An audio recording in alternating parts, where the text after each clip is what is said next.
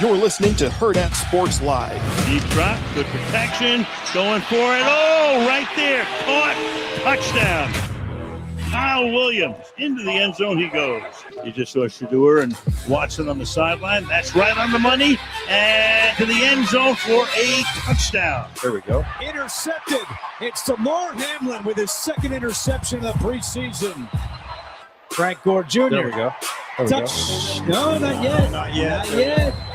There it is. There it is. It is a touchdown. His second of the preseason. Mendoza was drilled as he threw it. It was way behind the free agent signing from the Vikings, and he hauled it in. They backed out of there. Martinez with pressure from behind, and he's sacked from behind. The pocket eventually collapsed. It's the rookie, Kieron Crawford. Good morning. Welcome in Hurrdat Sports Live, presented by Next Gen Mail Medical. That's Austin. I'm Ravi. I'm at Hurrdat Sports HQ. Austin, where are you today? I'm in Kearney, America, the basement of my parents' home, and there will be dogs running about. They've already yelled at me, and they're yelling at all the neighbors. It's a good start to the morning after what was a very rough last night, Ravi. Not great for me. Not great to come back to my hometown and my college town and to witness a loss the way that I did last night. So the prodigal frat boy has returned home. Why would you start like that? Why would you do that? What do you there mean? was literally no reason to do that. You could have said so many nice things. What do you mean? What do you mean? But What do you mean? I didn't know you took that derogatorily. Listen, you and TK are always trying to, spin a different type of web. TK's putting very innocent people in prison. You are trying to make something of me that I'm not. But I just want to be able to come home and not be labeled as such. That's fine. Did you or did you not belong to a fraternity in your days? That has nothing to do that. I think that is actually very relevant in this discussion. No, that can't be used against me now. No. Are you pleading the fifth on whether or not you belong to a fraternity? Honestly, how dare you? How dare you take Jaden Daniels' name in vain? Are you pleading the fourth plus one? Yes, I am. Yes. Let's do the math. I'm taking Tommy Armstrong and Jordan Westerkamp. Give me all six of those. Give me all of them. Listen, Gary Sharp, he has his moments. That was a great tweet last night. That was a fantastic tweet. That was good. I actually got to see our old friend DB last night. Okay, did you ask how fast he got there? If practice legitimately got out at 5:35, how did he get there at 6:15? I would say he beat me there, and I was there. I live across the street. So, I'll say this though, I know there's obviously the distance between the two cities, but of all stadiums to get to in Omaha, Burke Stadium's not the hardest because you especially just off the interstate. Yeah, you just get off the interstate and get Dodge. It's relatively easy to get to. So as long as you're, in a decent stream of traffic, and I guess if you're bobbing and weaving like DB probably was. Yeah, it was. You could tell though it was tough for him in terms of not coaching. Yeah, was. You could tell that there was a lot of nervous energy going on. He was, there's a lot of pacing. He had a roster in his hand and was marking things. And I was like, that's not a play sheet, DB. You're just, it's fine. Yeah. No, did he start doing any signals or anything, or did he try to stay separate from it? He didn't. He stayed, for the most part, he stayed over by kind of us, the hangers on the sideline over there and out of the coaches area. He went and dapped up a couple guys, but Nice. Besides that, I was very proud of him. There was no extracurricular coaching going on. He was just there to support his guys. It was good to see him, and you could tell how excited he was. And Westside looked pretty good. Yeah, I was thank you for the updates. I appreciate that. I was going through different circles of hell and euphoria at the same time while you were updating me on those. So that was great. But yeah, I'm curious to pick your brain about that a little bit more. I have time today, and they still have the stream up, so I might just rewatch it. Oh, but yeah. That line play, and from what you told me last night, that, I thought Prep had maybe the probably best depth on the line that we had seen in fall camps and stuff. But, I mean, that score obviously indicates that Westside was dominant in a lot of different phases of play. Yeah, so it was kind of a strange game because Westside had a pick six on the third play of the game.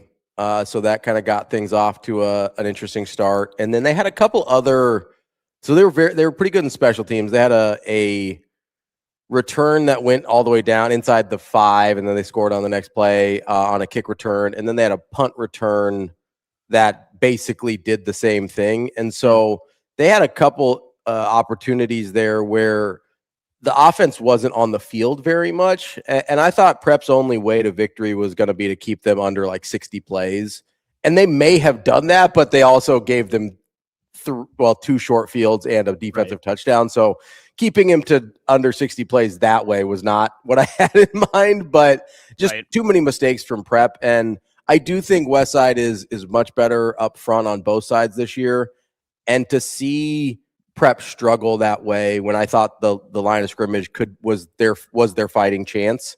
That was really surprising. I do think Prep might struggle to score this year a little bit. Well, that's something that Sautter and I talked about, that it was like if Prep is going to win games, they're probably going to win 14-10. Yeah. But it'll be not like the most dominant 14-10 win that you'll ever seen, but you'll feel like the other team kind of got their face beat in a little bit. So yeah, I mean, none of that really surprised me that much, but it is kind of nice just to get football back in the veins. Oh, it was great. Yeah. It was phenomenal. Was the environment good? Because sometimes Burke can be a little bit tricky, but those two playing at Burke, I'm sure the parking lot was filled, but like overall environment was good. Yeah, it was good. You're right. It is, for whatever reason, it feels a little bit further away from the field, the fans do, than it's. I'm sure it's because I think the track's a little bit larger with state track and everything that they hold there. So, like the fans are just a little bit further away. Even though it was a good crowd, it was. I mean, I think both sides were basically full, which was good to see. And I think capacity at Burke is somewhere in the neighborhood of 8,000. Yeah, and so that was really good to see. But it was just. Yeah, it's hard to get the noise level that you get at some other places, just because I do think it's very just so open. Spaced away. Yeah, it's so far away. Yeah. Yeah, so you don't get, I don't think, the energy from the crowd that you get in other places, but it was a pretty full house. Yeah. Do you want to see this dog that's bothering me right now? Always. Yeah, I always want to see a dog. Yeah, buy me some time here. We love dogs. It's terrific. I also Go ahead. I know you guys are talking high school ball, but whenever that's a cute dog. Oh, can I pet that dog? Hi, puppy. This is Kelsey. She has been the bane of my existence this morning because when someone is back home, they are on a 4 a.m. wake up schedule. So, no, Kelsey. Yeah, I was mourning my loss at about 1:30 last night, or I guess this morning. Someone got me up a few hours after, so thank you for that. Yeah, I saw the text to us at about 12:30, and I was like, "Oh, Austin's having a long night, and this is going to be probably a longer day for my guy." Yeah. Oh, thank you, Rico. Thanks for this lower third, by the way. I hate you. So you were in Kearney for the UNK Wayne State, as we all know. That is the Wayne State logo on the right there. First off, I asked some Wayne State people, and most of the like recent alums or just alums in general that were there, they all said that they did not know that was a new logo either. They all agreed. They were like, when did we change from the paw? Even on the stadium at Ron and Carol Cope last night, they had the paw WSC on there. I have never seen this logo. Thank you. I feel very justified in this because this is Timu Wayne State. That's what it looks like to me. It's the only logo I missed. I've never seen that logo in my life before. I have only ever seen the paw with the WSC through it, which they still had on their pants last night, by the way. Yes. Yeah. I don't know where this logo came from. I feel like we're being trolled. I feel like we're being gaslit by the logo. I don't think it's real. I completely agree. And you know what's very funny is obviously, Hurrdat Sports had its moment in the sun, which actually wasn't that great earlier this week when our great team did not showcase their ultimate talents and knowing some of the Division II and NAI schools, which is totally fine. I don't blame some of our videographers for not recognizing some of the state schools that are all the way out in the Panhandle and such. But regardless, last night was a lot of fun until literally the last 2 seconds of the game. And I watched a walk-off game winner, and I proceeded to then watch the Wayne State football team charge the field, rush towards the student section, and just continue to throw W's up in my face. That was not fun. I didn't enjoy that. There was just no part of that was fun.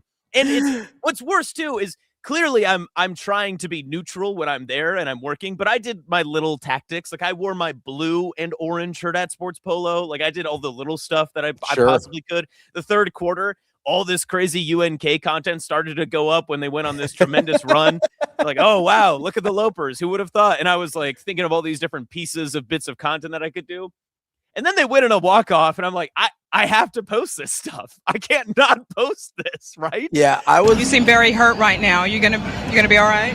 No, Shane, I'm not. It was pretty conspicuous that the UNK go-ahead field goal was videoed, and the Wayne State game-winning field goal somehow was not. That was weird. What are you talking? I posted that. What are you talking about? It was okay. Okay. It took a minute. It was much further away, and I honestly think the phone should have fallen. I don't think that should have been posted. That was unnecessary. It was not further away. Now you're being dramatic. Now you're just making stuff up. That's It seemed like it was in the parking lot. So you're at the old alma mater watching them unfortunately let a victory slip away. What was your overall diagnosis of their performance? Because there's a lot of local kids over on those UNK teams. Hey, listen, I'll talk to Sautter about this too, but Kylo Ridson was fantastic. Bennington's finest. I mean, he had 7 tackles tonight from kind of a safety rover position. He was great. And what actually makes me the most upset is I do really want to talk about, the great local talents that came up. Brady McGill from Roncalli Catholic. He was, I believe, supposed to be the backup this season, but Wayne State lost their starting quarterback for at least a couple of weeks. On Monday, he steps in, leads a fourth quarter drive to go down with 1:10 left to win the game. And, there's a lot of great kids on both sides that I'd love to highlight. But unfortunately, Dawson Forgey is an Iowa kid, and he is like the player of the year in Division II. And he had 2 rushing touchdowns. He had over 100 rushing yards in the first half. I mean, yeah, he was really good. He's a very good player. But, yeah, it is what it is. What can you do? We don't need to talk about the Iowa kids. Thank you. Yes, you're right. We shouldn't talk about the Iowa kids. No, but legitimately though, the Nebraska kids were great. It was really cool to actually go through the rosters and lineup and actually see and know these kids the way that I've been able to kind of cover some of their high school sports over the past few years. And I'll tell you what, you kind of forget that when you see a kid as a senior in high school, you're like, man, I really excited for them. They're going to Wayne State, or they're going to UNK, or, they're playing wherever. You're like, I hope the best for them. Hopefully we see them down the line, that sort of thing. And then I see them when they're juniors or seniors in college. I'm worried that they're going to beat me up. Some of these kids, listen, the strength and conditioning programs at Wayne and UNK are strong. I can at least say that. What was the atmosphere like over there?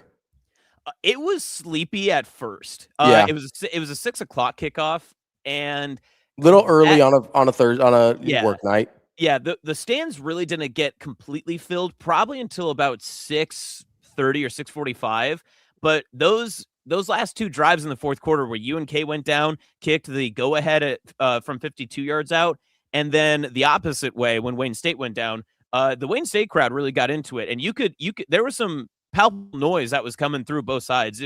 It was funny though, because the UNK crowd reminded me very much, and this was aggregated on Twitter as well, but it reminded me very much of a Nebraska Memorial Stadium crowd where it was, oh no, we've seen this happen before. As Wayne State was going down the field, because it just got to that eerie, awkward silence. Yeah. But yeah, I'll give props though. The UNK student section did a really good job. They did their best, but once you get W's thrown in your face at the end of the game, you really can't recover from that. That's a path too far. I think the only Division II football game I've been to are UNO games when they still had a football program and were still Division II. But that was always a weird atmosphere over. Well, was it SAP? Or I can't remember what they named the field over there. But they had the on-field facility where they play soccer and stuff now, where it was always kind of a strange atmosphere. Like the crowds weren't huge most of the time, and even when UNO was really good, which was frequently, but it those are fun games. Like they were really those are a good time. Yeah, the hardest part though is I remember being a student, and UNK was not great my first couple of years there. They will have 10 or 11 a.m. kickoffs for Division II on Saturday morning, that is just brutal. I mean, I remember like waking up late and looking over at the football stadium being like, oh yeah, there's football on today. That's a kind of a light crowd, even for our standards. So yeah, it was fun to be back. It was good. I'm happy that Wayne State won. Go Sports in Nebraska. But yeah, and here's the other part too. Here's the worst part. UNK volleyball got swept yesterday. They're like number 7 in the country. They were also in Dallas. Like, it was kind of just a rough day. It was just a rough day. So I don't have high hopes for Sydney today now. Maybe I'll stay inside. Maybe I'm not going anywhere. I'm going to hang out where I'm at. I'm not going to try to push my luck by any means. They were out of the red, white, and blue Monster Energy at the local Casey's, so I had to get this Vice Guava instead. Oh, what team is that in the Big 12? What team do we think that is? Question. Do we have? There's no green, right, in the Big 12? Not that I can think of. I was going to say Arizona, but that's a New Mexico color. Yeah, Baylor is green, but not that variation of green. I mean, this has got to be Baylor. It's the closest green you have, right? That's got to be Baylor. That's an elite monster. It is a good monster. I'll give it that. It's sort of given me like, yeah, if like Arizona did alternate uniforms, but that's a New Mexico colorway. It's a Southwest. Why do you keep saying New Mexico? Because that's like the. These are not Lobos. These are not the Lobo colors. No, but like I'm trying to think. It's like one of the colors on like. I don't know what I'm trying to say. Use your words, Rico. This is really good.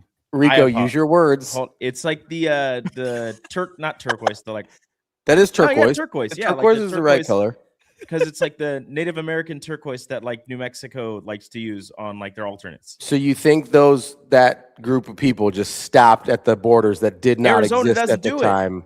Arizona hasn't done that. New Mexico has. That's a TCU monster.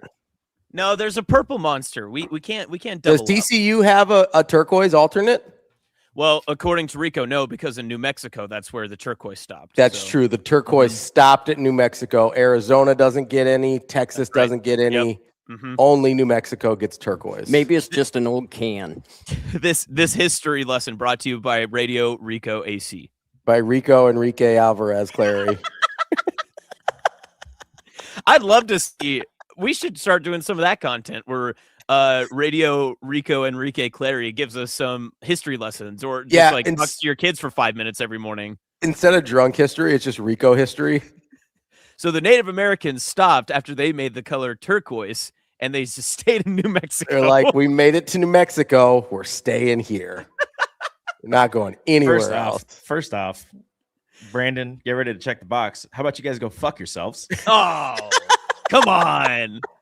There are going to be kids listening to this. Come on, man. You got a high school coach on in 12 minutes. Come on, Rico. Don't do that. That's mean. 7:18 in the morning. Second, yeah, you're welcome. Second, there's a National Geographic article that says that turquoise is synonymous with New Mexico.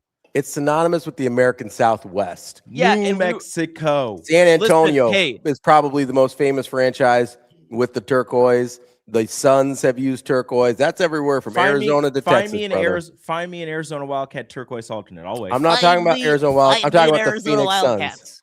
Just because they haven't done it. You were talking Big 12 jerseys, Big 12 colors, and I said maybe Arizona, but they don't do that. It's New Mexico that does that. I said it gives Arizona vibes. I wasn't saying, it's only in the state. That's what I heard. I heard New Mexico owns the color turquoise, and everyone else. Like me. Well, and notably, all those New Mexico schools, Ravi, they all wear turquoise because they represent. It's true. Yeah, we've seen like New Mexico State, the Lobos, the Aggies, and the Aggies, both constantly wearing turquoise. Yeah. New Mexico Institute of Technology, very turquoise pilled. I'm just impressed you read National Geographic. That is true. This is Hurrdat Geography Live, so we're just trying to make sure that we get the facts right.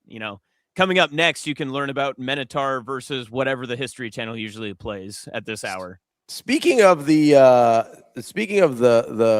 mythical creatures, what possible seg could this be? Well, legitimately, what possible seg could this be? Shane, how you feeling about the Mandalorian? How do you feel about your owner? Feel like he's in prison. Whoa.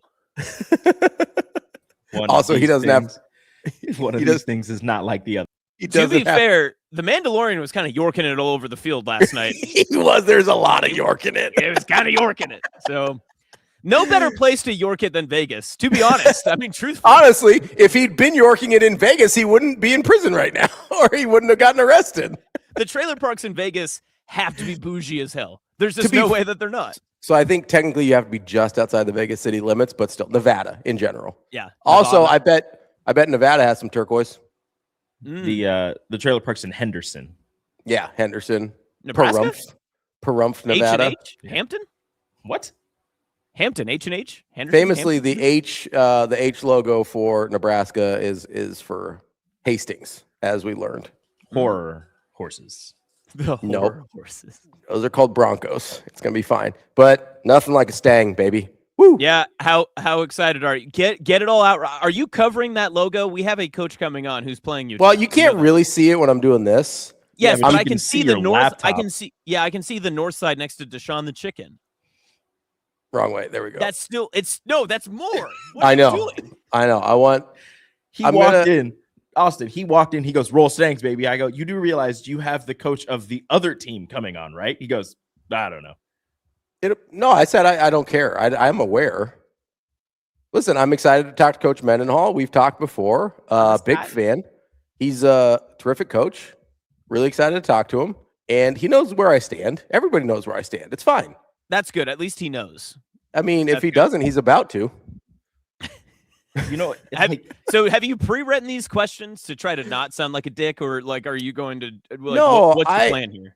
Listen, it's going to be very easy for me. Like I said, I'm a big fan of Coach Mendenhall, and I obviously am a big fan of Trey Taylor and a lot of the kids they have over there. I can be unbiased here. It'll be fine. Okay, all right. I actually believe you. I think you're going to do a good job. There's legitimately, and I'm excited to talk to him because there's a lot of really, really interesting things going on with this Millard South team. Like Coach Mendenhall finds himself in a very unique position, sort of in Nebraska football history, in terms of the team he's got this year, the team he's coming off of. Like there's a lot of, I think, really interesting things about this Millard South team that I'm excited to talk to him about and see how he's processed that over the offseason. Yeah, and just in that same sense too, like not only how you process it, but how do you just go about your day to day with all the extra attention that you've gotten? Because people forget that he was a first year coach last year and had the historic team and everything else, but he took over Ty Wisdom's team, and I can't imagine being in those shoes where you are a high school football coach. You just, you have a passion for the sport. Usually these guys are, super passionate just about the kids and all that sort of stuff too. But then you have to deal with all the extracurricular everything. I mean, there was so much conversation about Millard South past 2 years in two different ways, right? Like we were chastising them a year ago, not we, the royal we, right? The general we. But then this year, it's almost like we are praising them because they've got Huskers on their roster and they've got, the talent coming back and stuff. So it is super fascinating just to get maybe a little more of the personal side into it too. Yeah, and the other thing, I was talking with Avery about this yesterday, and Kobe, if you would actually listen for once in your life, you would know I did not call Hastings the Stangs. I called them the Broncos, and I said, speaking of horses, Stangs. Okay, Yeah. so maybe comprehension a little bit there, bud. It's okay. Hey, listen, he's even further west than me. They got hit with a storm last night, so his internet's a little bit buffery. So just give him some time; he'll be okay. The other thing, I was talking to Avery about this, and I know you'll listen now because you're obsessed with Avery, Kobe. But I was talking to her about the Trey Taylor of this all, and he's he's gonna find himself in kind of a weird spot this year because up until this point, everybody in the state of Nebraska has been pro Trey Taylor, right? Like outside of a few media interactions where people got weird about stuff, like fans have been very pro Trey Taylor, and understandably so. I think there's going to be a sort of a weird moment for him where there's like the high school sports people here are pretty loyal to their high schools and to their communities and things like that. This he's going to have a weird situation where people who are very much pro Trey Taylor in general will be actively rooting against him on a week-to-week basis. Yeah. Whenever their team plays him. Like it's kind of a strange situation for him that I don't know. Like I hadn't thought about that until a couple days ago. I don't know if that's necessarily true. That might be a last year narrative that we apply to this year. I don't know if that tenor is the same.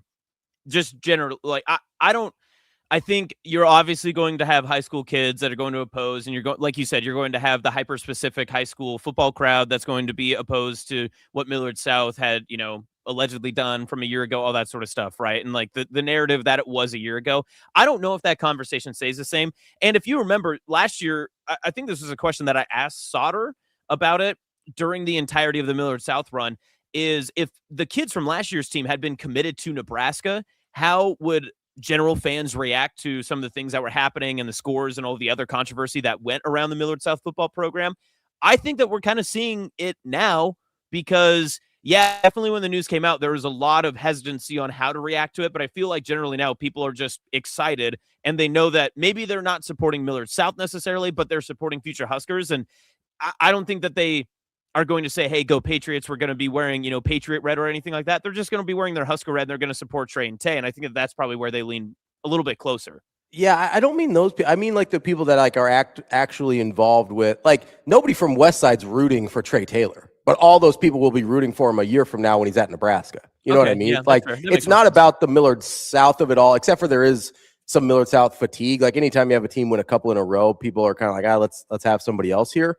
I don't even think it's about the, however we feel about the transferring and all the things that kind of came along with Millard South last year. I think it's just about, like, nobody from Millard North is rooting for Trey Taylor tonight, right? Like, nobody from Westside in week 9 is going to be rooting for Trey Taylor.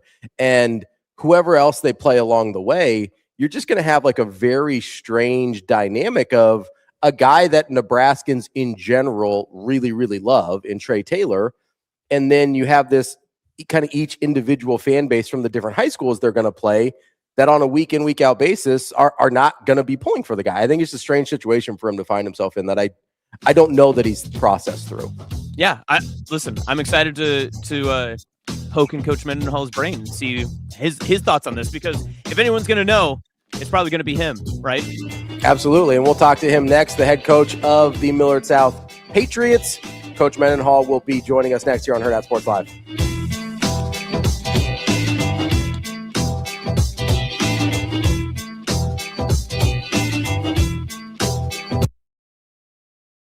I'm just ready, I've just been a long time dream come true. Ever since I was 5 and started playing football, I always wanted to be on the big stage. My Christmas list used to be an NFL player. Used to tell my mom I thought she was like a magician. My parents, my mom and my dad, I thought they could just like make me an NFL player. But yeah, that was. I've always wanted to be an NFL player. I feel like it gave me just a place to like release everything. I don't have to worry about my life or what's going on in my life whenever I'm on the football field. It's just like a getaway for me, just being on the field with my brothers, playing. It's just like it's my happy place. So yeah, I'm really excited.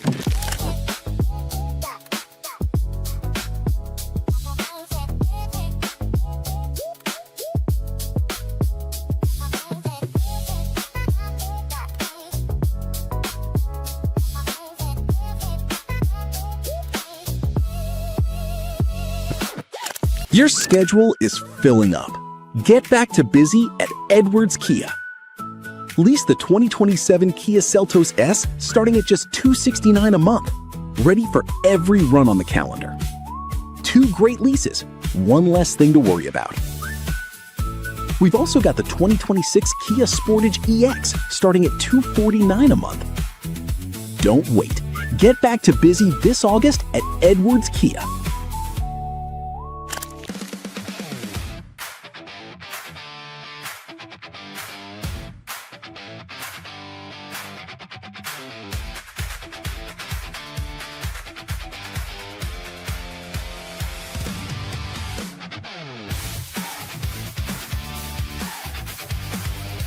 I think it's going to stay the same no matter what. I think I want it to be the best year yet. Every year it's hard to say that because everything's different. Like we have a new team, we have a new coach. new games. Like, everything's going to be different, but I think just, again, staying where my feet are and just being grateful, because I've got to do some of the coolest things in the last year, and a big reason for that is Nebraska. So I wouldn't have this without volleyball, without Nebraska, without the fans and the tradition. So just like soaking it all up and making sure that I take advantage of everything that we're given and that we have.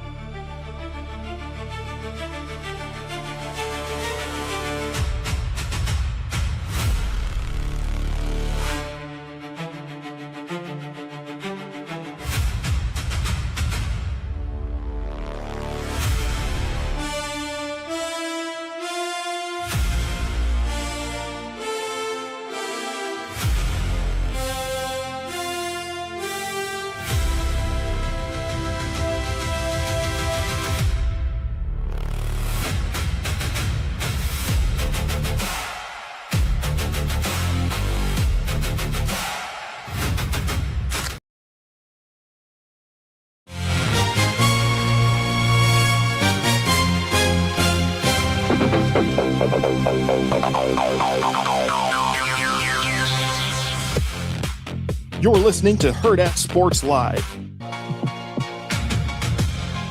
Welcome back, Hurrdat Sports Live. That's Austin. I'm Ravi here at Hurrdat Sports HQ and in Austin's parents' basement.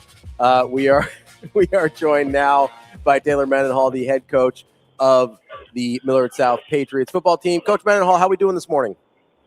I'm doing great. How are you guys doing?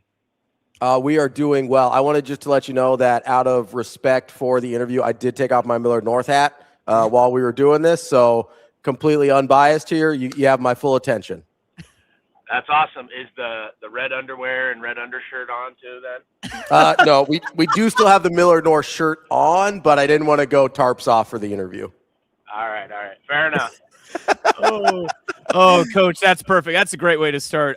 Coach, I'm just curious. Ravi and I were talking a little bit about it just a minute ago, but how is the team handled just a lot of the, not only just expectations, but the extra noise that comes with the attention you get as state champions, all of the extra hoopla that kind of goes on from a year ago, and then this offseason, obviously the big name additions with Trey and Tay coming into the program. How has that conversation been handled inside of your locker room when it comes to all the extra noise and cameras that come with being at Millard South? Yeah, believe it or not, it's kind of become a norm as far as having people at practice and, media, you guys, etc. So we have occasional conversations about, how to talk to people and what to say. And those are good character building skills and life building skills and stuff like that. And for the most part, our captains and our leaders do a great job handling all of that. But our mission and our process and our day-to-day hasn't changed as far as listening to any of that. That's for sure. So, Coach, just from a standpoint of coming off of one of the best runs Nebraska high school football has ever seen, not just last year, but a couple years ago as well. What's it been like when you've got a very different football team coming back than the one that just departed, yet you still have sort of this expectation and legacy to that's following right behind you from last year? Yeah, absolutely. There's definitely some things that we do better and do differently, and there's definitely some things that we're not going to do as much of on Friday nights. And that's obviously my job and the coach's jobs to put our players in the best situations to be successful. So whether that's personnel-wise, scheme-wise, scheduling-wise, things like that. Football, you always have to be adaptable, and as structured as that we are in season now, it's a game of sudden change. So we talked about adaptability all the time throughout camp, throughout having some travel experiences the last couple of years, and our guys are pretty good at being molded in whatever direction we need them to be. Coach, just getting ready for the season itself, when you come from the year that you had and the high-flying offense, the excellent defense, and everything that came with being last year's Class A champion, you get Trey Taylor and you get Tay Ellis to come into the program. How much offensive adjustment do you have? Is it going to be the same offense that we saw a year ago with Jet and Amarian and all those great Millard South Patriots, or is there new levels to it because of the high-flying ability of those two big names that have come in? There's definitely different things that we're better at, and there's things that don't really fit our personnel as well. So, you'll see some of that on display tonight, and it's different players, but it's the same offense and the same goal to put up a lot of points. So, Coach, when you're looking at kind of how you prepared for last season versus this season, obviously you had a team you were very familiar with ahead of last year, and one that probably took a little bit of time to get to know to a certain degree this year. Is there any sort of different emphasis on peaking at the right time at the end of the season versus, last year maybe you had a pretty good idea that you could be dominant throughout the way, or is it just trying to execute at a high level sort of regardless of the situation? Yeah, I mean, definitely the latter of your two options there. Kids come and go all the time, no matter what sport, no matter what school, and they've been doing it for 40 or 50 years. So we do our thing, and the kids that want to buy in and be a part of our program are the kids that I want around, and it makes a special place. So as far as new faces and stuff like that, they've done a great job, and we've worked our tails off all summer, and we're glad game day's finally here. Coach, just a general question for you, and I know obviously we're in the middle of doing this pregame interview essentially for you for the big matchup tonight, but has there been, because of all the extra attention you guys have gotten, has there been a question that you haven't answered so far about this team from the media? I mean, you guys have been on camera so often. You've had all these offseason camps. Is there something that we're missing about this team that hasn't been asked yet? I don't think so. I think regardless of what you guys as the media or opponents might think of us, I think that you're still in for some surprises tonight and the rest of the season. So I'll leave it at that. Ooh, little teaser there from Coach Mendenhall. I like it. If you're looking at this team and this season, and from where you started, whether it's an off-season workouts until getting ready to play your first game tonight, where do you think you've improved the most in the off-season? I think in the trenches, both sides of the ball. Right, it's no secret that we lost a lot of elite players and a lot of talented players everywhere on the field. But our offensive line, our first five guys, one of those guys was a starter last year for us, Hunter Allen, and the rest of them are all new to varsity football. And they've done a great job, learning how to play together, learning how to play as a unit, not that this is a real thing, but if it was, I would give them the most improved award thus far this season. So I'm looking forward to watching them compete tonight. And they're going to do some great things up front for us. Coach, getting ready for this big one. I know obviously Ravi talked a little bit about his bias with the program that you're facing tonight, but how much more juice does this bring with all of the new heights that this program has been to over the past few years, the expectations and goals that it has for this season, just to focus on not only week one, but to have it be that local rival and a team that has a lot of history, just whether it's in the community or especially on the football field? How do you make this game important with where the program has been the past few years? Yeah, I think the biggest thing for us is the past 2 years we've been 1,000 miles away getting ready for game one.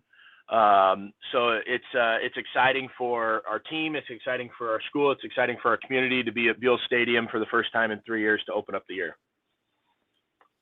Coach, we appreciate your time joining us this morning. I know it's always tricky on game day, but we appreciate the time, and I appreciate you taking a couple minutes with a Millard North Mustang here, even though you're playing them tonight. Good luck, mostly the rest of the season, but I'll say good luck tonight as well, Coach. We appreciate you joining us. I appreciate it. Thanks, guys. Thanks, That Coach. is Appreciate it. Taylor Mendenhall, head coach of the Millard South Patriots. Like we said earlier, Austin, I think this season is dramatically more fascinating for me for Millard South than last year was. I think there's a lot more interesting storylines. Obviously, the Trey Taylor of it all, but just if you want to just take it from the high school football aspect of it, I think is a really interesting season for them. And I do think, we'll see. I do think at least one team that maybe I saw last night is closer to them than anybody was last year, right? I mean, Westside was still closest to them last year. They scored 21 of the 41 points that Millard South gave up the entire season, but they still lost that game by 40. So, there's that gap. I think is dramatically smaller if there is a gap at all. And I'm really interested to see. I know you're pretty convinced that Westside and Millard South are pretty much right there this year, and I tend to agree. I'm interested to see after what we saw last night with Prep if Millard North or anybody in that second tier is actually close. I think that maybe the bigger question tonight that we'll learn, because it is Millard North who's presumably that next step, like you had just mentioned, after Millard South Westside and A, the talent is there for Millard North. I think we can all agree on that. Obviously, they've got two Huskers on one side, two Huskers on the other. One Husker will be playing against two when it's on offense and defense for the Patriots and Mustangs. I'm curious to find out which of these Class A teams won't get their, big old bright eyes because it's a five-star quarterback on one end and the game is already over before it ever kicks off just because of the star power, because of the name.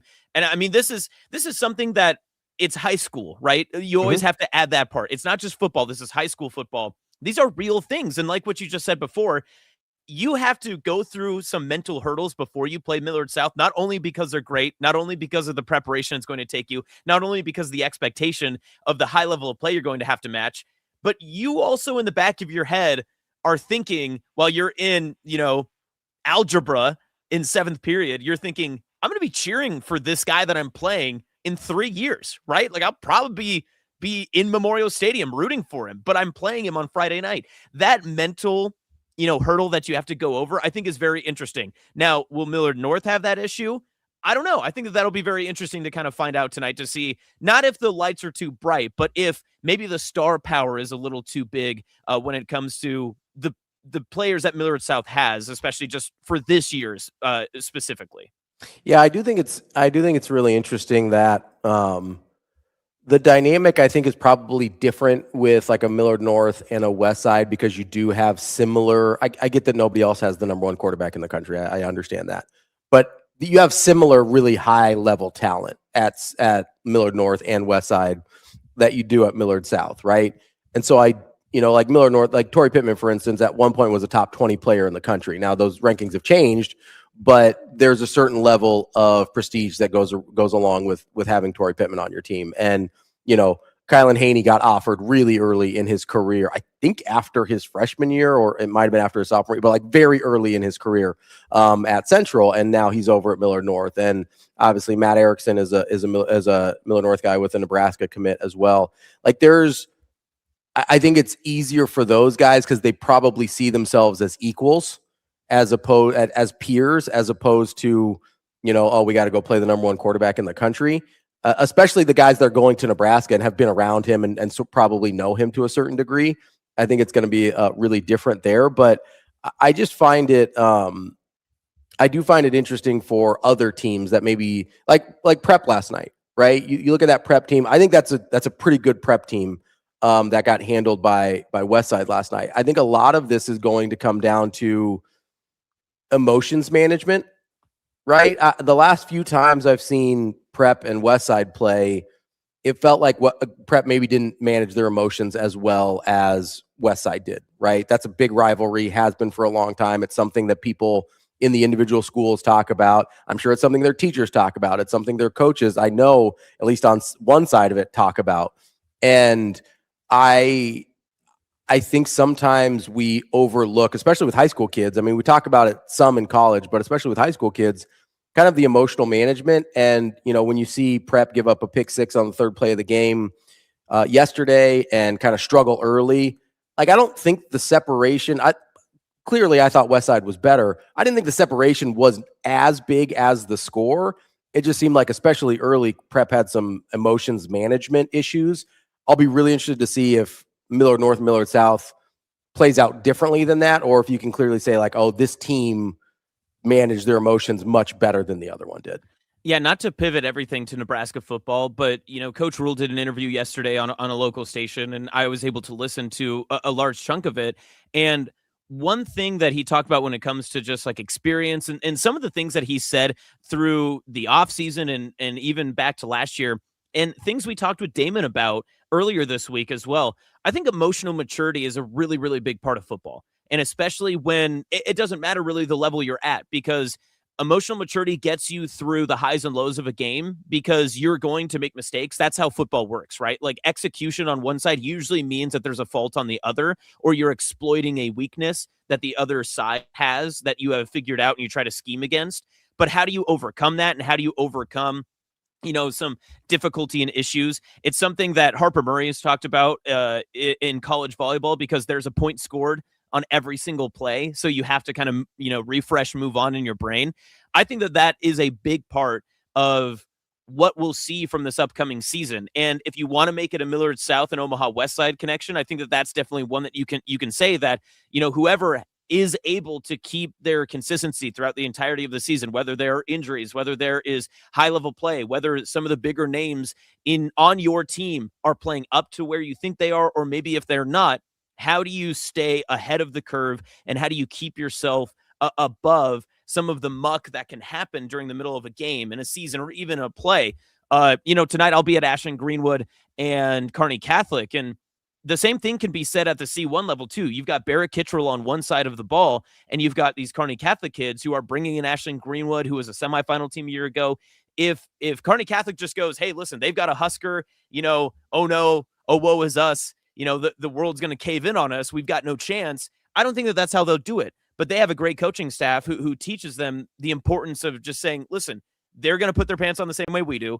We've just got to handle our business. And if we execute the way that we can, even when things go wrong, we'll still have a fighting chance at the end of the game. I think that that's a really important part of just not only high school football, but just football in general, is how do you survive and advance when things are maybe not in your favor, like you're playing super talented teams, and especially when things aren't going your way, and even more importantly, when things aren't going your way against teams that probably overpower you. How do you overcome that, and how do you kind of move forward? And that's one thing I'll say about Coach Mendenhall's program too, is Millard South, they are super talented. They have been phenomenal the past couple of years, but that first time, like you had mentioned a couple of days ago, Jet Tamala was always the underdog in that conversation. That first state title win that they had over Westside, they were in a fight for that first half, and Westside was playing a perfect game. They played it the way that they had to win. Patriots came out at halftime and they were able to figure it out, and they got over all of the different things that could have, discombobulated them through that entire first half. And in the second half, they just came out and dominated. So yeah, I think that there's a lot more, I think, of the headspace conversation that goes into the season more than just the talent. I think it starts with the talent, but then from then on, especially when you look at Class A, I think it does go into how the teams are going to be able to handle some of the extra noise and everything else that kind of comes with the season. Yeah, I'm super excited to get things underway with a full slate this evening, and then obviously we get a little college football tomorrow as well. Yes, very excited about that. Speaking of college football, in about 10 minutes we're going to have our quarterback draft. Tim Verghese will be joining us. We will have 3 of our listeners joining us as well. We were going to do 4, but the 4th one could not get out of a work meeting. Who are our 3 listeners? Mesa Josh, C. Olson, and TK. Okay. Those are our 3 listeners. And then Funky had to drop out last minute to accommodate being a productive adult and part of society. So who has a work meeting right at 8 a.m.? That's nuts. That's crazy. Maybe, I don't know. That's a tough way to start a Friday. One of our listeners in the draft is doing audio only because they are also at work. What? So they're in it. They're like in a cubicle. They're just are they going to be like, okay, I'm taking Noah Fafita from Arizona. I don't know. I messaged and he said, hey, I want to do audio only because of like work duties or something. It's like, that's funny. I'm imagining. What's I'm the worst imagining job he could have? Like, if he's a police officer, that's probably pretty bad. Don't be drafting being an officer. I hope it's TK and he's in the courtroom. That would be hilarious. It's not TK. It's C. Olson. I would love that if TK was like giving, giving closing arguments. He's like, hold on, guys. I'll take Julian Sand. Like, what was that? Please strike that from the record. We don't need that. That would actually be great. He goes, yeah, can I get a celebrity pick, and hands it to the judge? Your Honor, I would like to take the Iowa quarterback. That would be very funny. I will allow, if anybody wants to take the Iowa quarterback, I will let you have the entire position group. Okay, very nice. Regardless, that's the only school that applies to. You can have the entire. I understand that, but you have to deal with Brandon. So good luck. This is somehow going to bite me, but can we all agree that if anyone has some sort of technological issue, if they don't make their pick in 30 seconds, it's automatically the Iowa quarterback, and you just get their quarterback like as it goes down? I think that's only fair. I really hope your Wi-Fi cuts out. I know I shouldn't have said it, but I think it's funny. I think it'd be very funny. That would be funny. Also, for just a rules update, Notre Dame will be part of the ACC for this discussion, since we are doing one quarterback from each of the power conference leagues, one quarterback from Group of 5, and then once you've made all of those picks, you get a wild card. For that purpose, we will have Notre Dame be part of the ACC. Just so a little house cleaning there, just to make things fair. I knew Rico was trying to game the system because he was asking questions yesterday.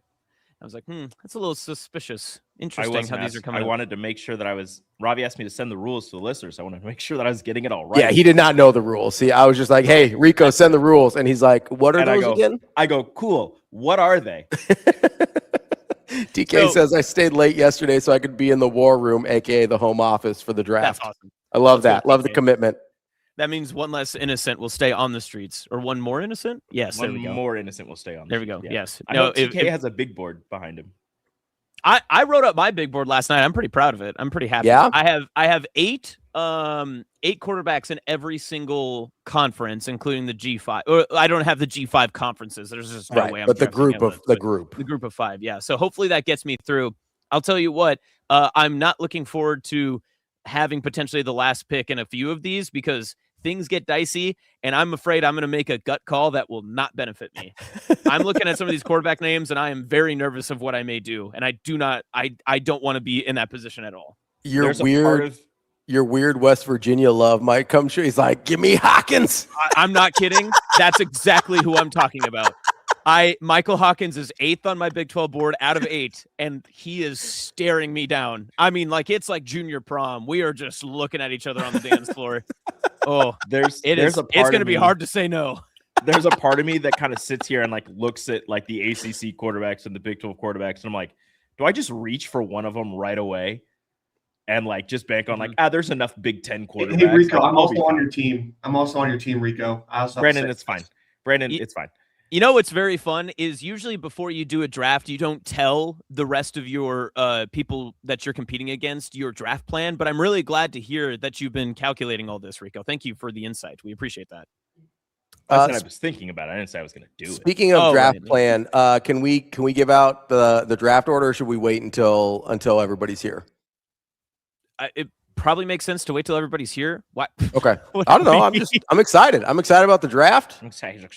I'm excited. See, Olson's in the room. We're getting everybody ready to roll here. Carol Lagai? Carol Lagai? I don't know. Wait, is this actually Carol? Oh, is it different Carol? I don't think so. I think it's a different C. Olson. How many? I think. That's fair. I don't know. How many C. Olsons do we have? Yeah, I was going to say, we got to be a one-of-one show, the fact that we have 2 C. Olsons listening. I did get to see our friend Heath last night at the Westside game. No way. How's he? Yeah, he's doing great. I had to give him his props for his comments yesterday in the stream that we weren't able to say. I was like, that was very funny. I'm sorry I couldn't read them out loud. Very, very funny, though. You know, Heath, I'm also downstairs. Funny enough. Yeah, he is. How does that basement smell? Great. It smells great. Yeah. You are giving. We've had a couple people notice. We've You are giving some like Buffalo Bill in the pit vibes. Okay, whoa. Does it put the lotion on its skin? Yeah, like is there a No. basket around there somewhere? So check this out. I'm actually this is my dad's like little workstation right here. So I would flip the camera, but I'm super plugged in with all my stuff. Why does he have this? What does this have to do with anything that he does? If you don't use that to make your first pick, you're doing it wrong. I would like to take Marcel Reed. Yeah, I'm just saying it looks a little bit like you're being held there against your will. That's just not true. I got one dog next to me. Yeah.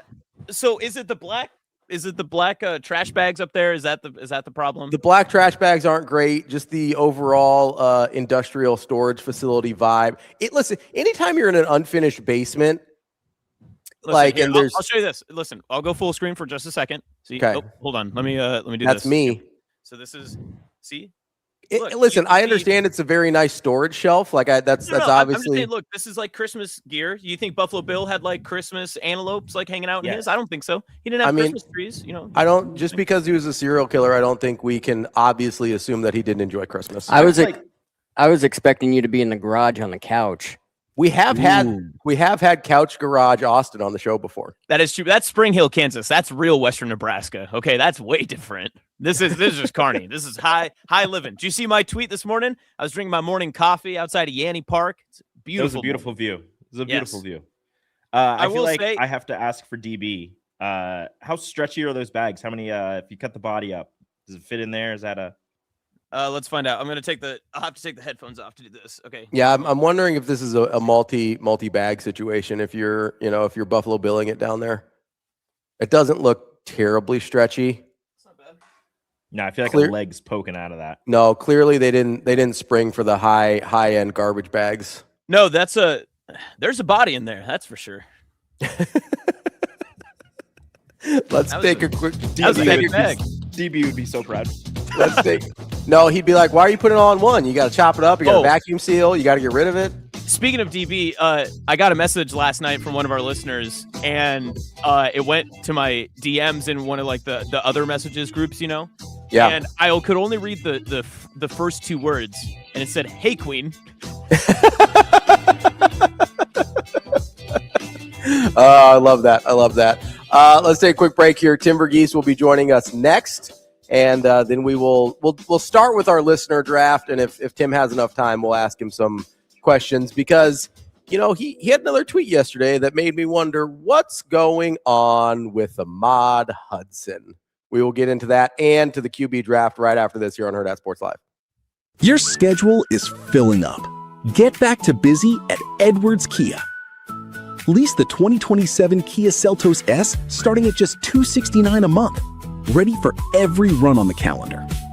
2 great leases, 1 less thing to worry about. We've also got the 2026 Kia Sportage EX starting at $249 a month. Don't wait. Get back to busy this August at Edwards Kia.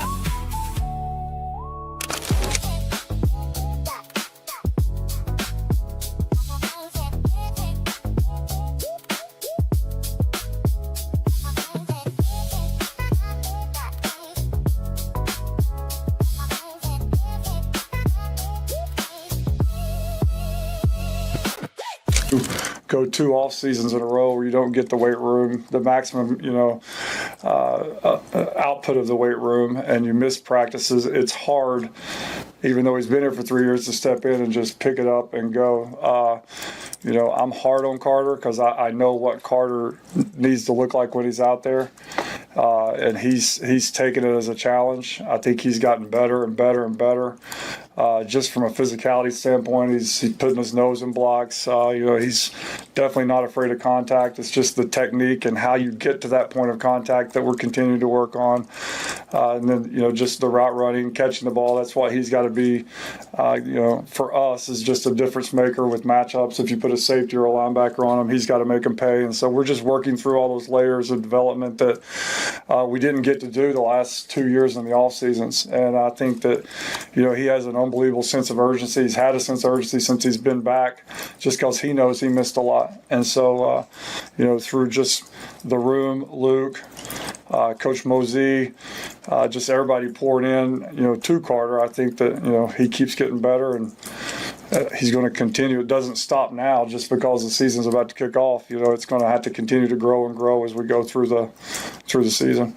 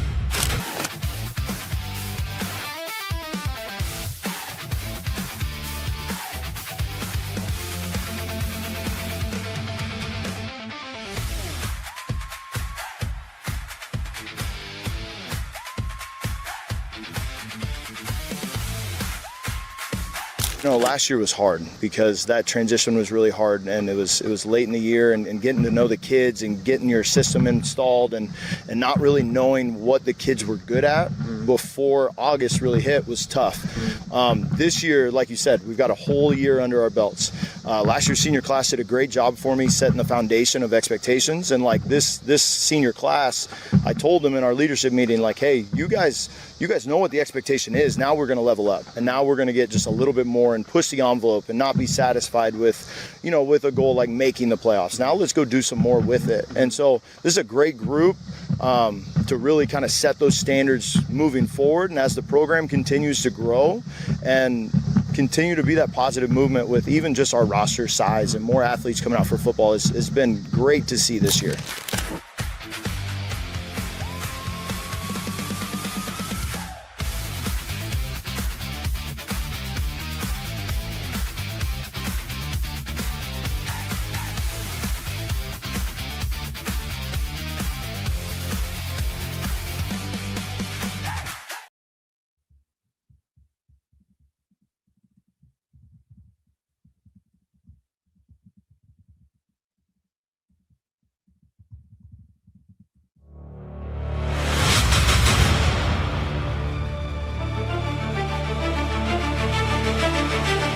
You're listening to Hurrdat Sports Live.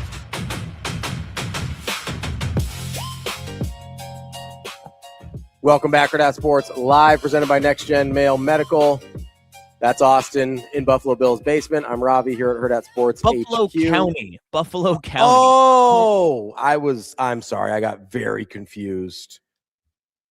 I'm glad we had the last segment for the podcast listeners. So that way, someone's going to not listen to the last one and just hear this. And I'm going to be very upset with you when I get a couple of messages from people. That's not going to be nice of you. How dare you? What do you mean? What do you mean? Are we still waiting on Tim? I think we are waiting What on do you Tim. mean? Okay. Can somebody text Tim? Make sure he's with us this morning. Hello, Tim.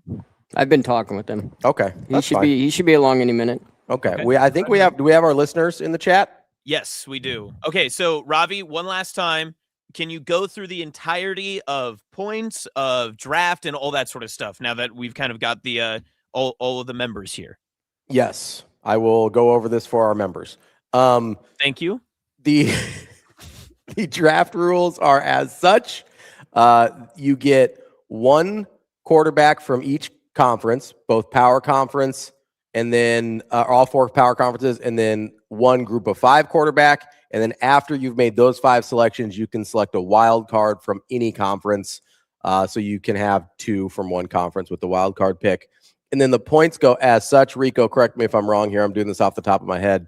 1 point for all touchdowns, -1 point for interceptions or turnovers, 1 point for every 50 yards rushing, 1 point for 150 yards passing, 2 points for 225 yards passing, 3 points for 300 yards passing. Did I have another passing tier in there?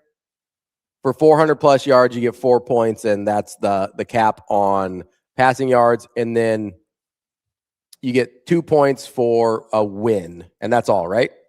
So those are the point totals. Those are the drafting strategies. And I think Tim's here. I think we're ready for the draft order. Yeah, I think so too. There's Tim. Tim, there we go. Hello. Tim Verghese, inside Nebraska. How we doing this morning, bud? Hey, we're good. We're good. How about you? Tim, good. We're getting ready ready for the draft, buddy. How long did you spend building your big board last night, or was this a week-long process? Slowly but surely, kind of week-long process, but kind of have an idea of where I'm going. Okay. All right. All right. Gotcha. So, Rico, do you have the draft order for us? I do. Brandon, the draft order, please. Oh, he's getting. Wait, hold on 1 second. You're just handing off an assignment to someone else? He did it. I didn't do it. That's a very Rico thing to do. Rico goes, I have the draft over. Brandon, where is it? Thank you. I have the draft order, and now I have it from Brandon. All right. So this was totally fair. I saw them do this. This was random number generation. I saw them do the process. Rico and BLT have the number 1 overall pick. Wow. Oh, really? Wow. Really? I'm surprised. Wow. You think that's bad? Robbie has the number 2 overall pick. Okay. This is all fair then. It's all good. Yeah. So naturally, I must have the second to last pick. Is that how that worked out? Tim has the 3rd overall pick. Let's go. Mesa Josh going 4th. Oh, wow. Austin going 5th. C. Olson 6th, and TK has the last pick, but then the first pick in the next round. Yeah, we are doing this snakes. We're doing this snake style. So being the last pick, not the worst thing in the world here. All right, well, let's just get this thing started. Rico and Brandon, since you've had plenty of time on the clock, go ahead. With the first overall pick, Team BLTco is selecting Dante Moore, Oregon. This is where Tim usually says there's no non-zero chance that Dante Moore is starting this year. I was waiting for that. I thought there was going to be draft music or something. No, it's fine. It's fine. Wait for it. I was just waiting for the the little chime they do. All right, my number. We're sticking in the Big Ten here. We're going Julian Sayin with my first pick. Oh, okay. Is Julian Sayin not going to start, or No. I didn't think this guy would fall to me, but I'll absolutely take it. From a production standpoint, the third pick, I'm going with Trinidad Chambliss. Whoa. Okay. All right. Who do we have 4th? Is that Mesa Josh? There we go. Hey, Mesa. Mesa Josh, how we doing this morning? Uh-oh. Oh, no. Oh, no. We're in Iowa quarterback territory. No. Oh, no. Oh, no, Mesa. No, you can't lose your first pick. Mesa has 25 seconds to reconnect. We're giving him a minute. We're giving him a minute. What's your thought process on Trinidad, Tim? I'm curious. I think he's going to be. I think from a production standpoint, I think he's got a really good shot to just kind of pick up where he left off last year. I think he's going to be.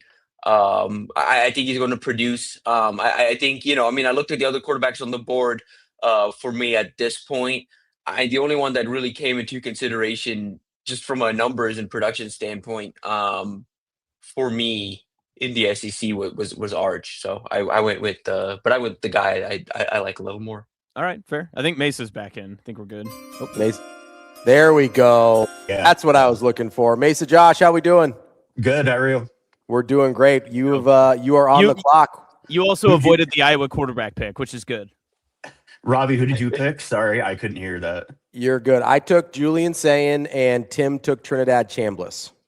Okay, I will go with CJ Carr. All right, that is your ACC pick with CJ Carr. I like it. Thank you, Mesa Josh. Up next, I believe we have C. Olson. Is that correct, Rico? We got C. Olson. Is it me? I think Austin's next. Yeah, it's Austin. Yeah, I think it's C. Olson. Yes. Okay, perfect. my bad. So I am going. Oop, my bad. I'm going to. Oh, actually, this is way tougher than I thought it was. You know what? I'm going to stick in the ACC. Give me Darian Mensah. All right, Darian Mensah for 1, Austin Jacobsen. Now it is time for C. Olson. C. Olson, who is your first pick? Well, Austin decided to go the same route I was going, so I think I'm going to go Kevin Jennings. Ooh, Kevin Jennings. All right. You're gonna listen. You're gonna get a lot of wins. You're gonna get a lot of production. That's a good pick, especially. And you're gonna get a lot of picks. Trust me. Well, wins are worth twice as much as picks, right? So that's C. Olson. All right. Is TK bringing up the rear here? Good morning, fellas. Look at this guy. What's up, TK? How we doing, Oh, TK? I love it. He's got the suit on and everything. I'm gonna pretend like that's for us and not because you have a real job. 1,000%. 1,000%. Who's your first pick, bud? I'm going to take JKS in the ACC. I don't need him to win any games. I just need him to throw for about 7,000 yards. Good pick. Good pick. All right, that's the Cal quarterback, and we. If I wasn't scared of his name, I might have taken him. Yeah, we're just gonna call him Jaron. Whenever I get in court, I'm like, this guy has a hard name. The defendant. And then we're just gonna start calling JKS the defendant. I think that is. My next pick, I'll take Bear Bachmeier. Whoa! Ooh, interesting. Wow. Interesting. I think they'll win the Big 12. I put my future in like February. There we go. Back-to-back picks for TK. We appreciate it. That brings us back to C. Olson for his second pick. What's up, C. Olson? What do we got for number 2? I think I'm going to go with the Signetti faithful and Josh Hoover. Okay, Josh Hoover getting on the Signetti train. I understand that. I understand. Not a furry. Allegedly not a furry. We don't know for sure. There's simply no way to know. There's simply no way to know. Austin, you are up. This is where things get tough because I think I want to reach, but looking at the list, I think I'm gonna go. I'm gonna go to the Big 12. I'm gonna go Noah Fafita. Okay. All right, there we go. Noah Fafita for Austin. We've got Mesa Josh up next. If we can throw Mesa Josh in the stream here. Mesa Josh, who's your next pick? We're going to stay in the Big 12 and go with Devin Dampier. Ooh, you're going to get a lot of rushing yards. I think I did well with Dampier last year, if I remember correctly. Good pick, Mesa Josh. That is now Tim Verghese's turn. Okay. I'm trying to figure out what conference I want to go to because I think where this gets tough is trying to figure out the depth. Yeah, conferences and where I want to dig, where I really want to dive in, or where I'm okay, kind of waiting. I have my SEC quarterback. From a number standpoint, I'm just going to get my guy here. I'm going with Drew Mestermaker. There you go. Big 12 off the board for 1 TK. That makes it my turn. Am I correct in only? Just want to make sure here. Only Trinidad Chambliss has been taken from the SEC, correct? That is very correct. Very true. Yes. No. Okay. Yes. I'm gonna go Gunnar Stockton here. It's a good pick. As my pick out of the SEC. I like All it. Veteran. I mean, the thing with Gunnar and Georgia in general for me is going to be where's the production coming from. They have a lot of internal promotion. I think that tight end room is going to be big. That running back room. But I'm a big fan of that program. I'm not a huge fan of Gunnar, the prospect longer term. I think he's more of like a spray and pray. That's how I call him, like a spray and pray type quarterback. But when he hits. And I think he really started to dial things in towards the end of last year. So I'm hoping it's less spraying and praying and more just spraying. I think they're going to win a lot, and I think the numbers will be good enough. So I'm sticking with Gunnar Stockton there.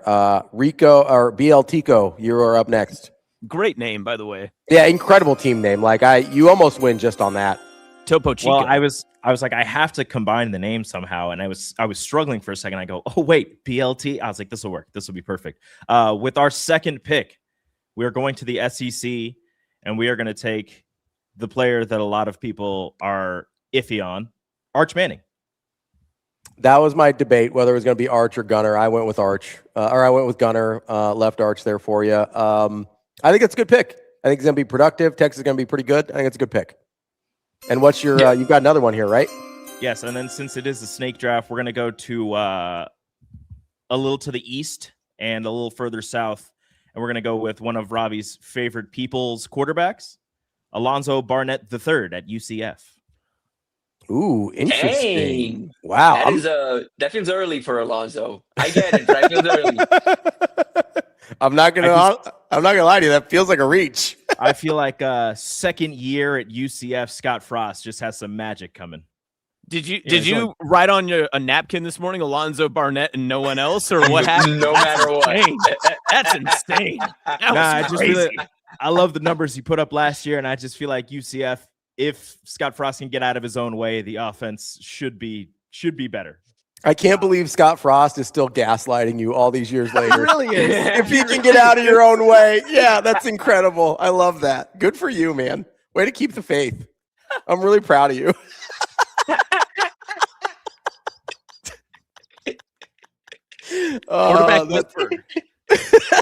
That's incredible. Oh. Where's Mario Verduzco when you need him? Look, Brandon's putting his hand on my shoulder like he didn't try to talk me out of it. I said, "Well, let's go here." And he goes, "Okay." Well, yeah, Brandon, the Iowa fan, yeah, he really evaluates good quarterbacks. Yeah, Brandon's like, I've seen a lot of good quarterback play in my day. We're definitely Brandon was the guy in Moneyball. He's pointing at he's like, I've seen the tape. Alonzo Barnett, that's who we need. Do the next pick. You guys are gonna laugh until Alonzo's putting up just disgusting numbies. You're right. They 8 might fumbles, be 12 interceptions. Very well might be disgusting. The last time Tim laughed at my pick, we won. Yeah, but you're missing. No, that's fair. That's fair. Yeah, I think you're really testing the strength of that argument, though, Rico. I'm going to the SEC, or not, excuse me, the ACC. I already did the SEC. I'm going to the ACC with my pick. We're going CJ Bailey from NC State. It's a good pick. That's all I got. Tim, you're up. Oh, yeah, push me in a tough spot. That's where I was going to go. Yes. I'm really happy that I took your pick. That's how I know it's a good pick. I'm trying to think of, because I gotta get back to. This is where it gets tough. You know what? Maybe I'll wait here because I was tempted to reach in the ACC, but I might not do that just yet. So you might have time. We got a couple guys that have already made their ACC picks. You might have some time. You look like a Grunkmeyer guy, Tim. You should pick him. He's sitting right there. You and Grunkmeyer making eyes across the bar at each other. I can tell. I think I'm gonna go. Oh man, this might piss some of you off or throw some of you off. I'm going Drake Lindsay. Oh, Minnesota. Okay. I'm kind of banking on the tools there. It was between it was between two there. I think I'm going Drake there. Wow. That's okay. Incredible. Oh, so we laugh at Alonzo, but not at Drake. That's fine. Yeah. Yes, we do. Yeah. Yeah, because literally your reasoning was, can Scott Frost get out of his own way? Just because Tim That's knows why more we're doesn't laughing. mean it's not funny. No. Move on. Who do we got That's next? why we're laughing. All right. We've got Mesa Josh up next here for his pick. Mesa Josh, who we got? I will go with Jaden Maeva. Oh, great pick. Great pick. Jaden Maeva. Going to be highly productive this year, I would imagine. Good pick there, Mesa Josh. And now we are on to I'll be honest, Jacobsen. I forgot Jaden was still on the board. That's would have been my Big Ten guy, but I swung on Drake because I was like, I need to get someone here. That's why I was shocked that you took him there. Oh man. That literally throws everything off for me so much. Geez. I don't want to be the person who starts to run on the G5, but I'm almost tempted to do it. Listen, you gotta do what you gotta do, man. It's G6 now, right? Like it doesn't matter. Whatever it is. Who sings that? The Rocketeers? Something like that? Which like a G6? Oh, that's before your time. Sorry, I'm talking Far to two West people who movement. wouldn't know this. Wow. How did you, Shane? That's I don't when know. that's when Shane was DJing weddings. That's right in his wheelhouse. Okay, fair. Good move. Good move there. Okay, let's see. I'm gonna. This is really tough. You know what? I'm gonna swing here. I'm gonna swing big. Let's go. I'm gonna go Michael Van Buren, USF. Wow. Okay. Interesting. Okay. All I right. like Brian Hartline. I think the offense will be really good, and I feel like he can be super productive. So I wanted to get my G5 guy. All right. There we go. We have C. Olson up next with their pick. C. Olson, where are we going? I think I'm going to go with the future Heisman winner, John Mateer. John Mateer. All right. If he can stay healthy, that might be a good pick for C. Olson.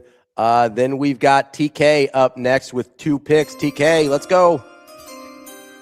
I was going to take John Mateer, but now I'm forced to take the villain of college sports in LSU with Sam Levitt. Okay, good pick. I thought you were going to say DJ Lagway. I got really nervous there. Oh, I'm not brain dead like you are, Austin. What? Or Rico with Alonzo Barrett. What? It's Barnett, damn it. Whatever. He's going to throw like 12 picks. What was that about me for? What's going on? You took Michael Austin, Van Buren. I took a G. Listen, you guys are good. You took like the wrong G5. No. This guy doesn't know ball. And then I'll take Damon Williams, even though I hate Washington. Big Damon Williams guy in TK. All right, though we got TK's picks in. We are back to C. Olson for his next pick as well. C. Olson, who do we have? I'm going to go with the touchdown machine, Brad Jackson from Texas State. That's a good pick. Oh, Texas State. There we go. Man. Good pick. I like that. Man, we're going group of 5, group of 12, whatever it is, deep cuts here. Austin, you are up, my man. I am going Bryce Underwood, Michigan. Bryce Underwood, Michigan. Interesting. There we go.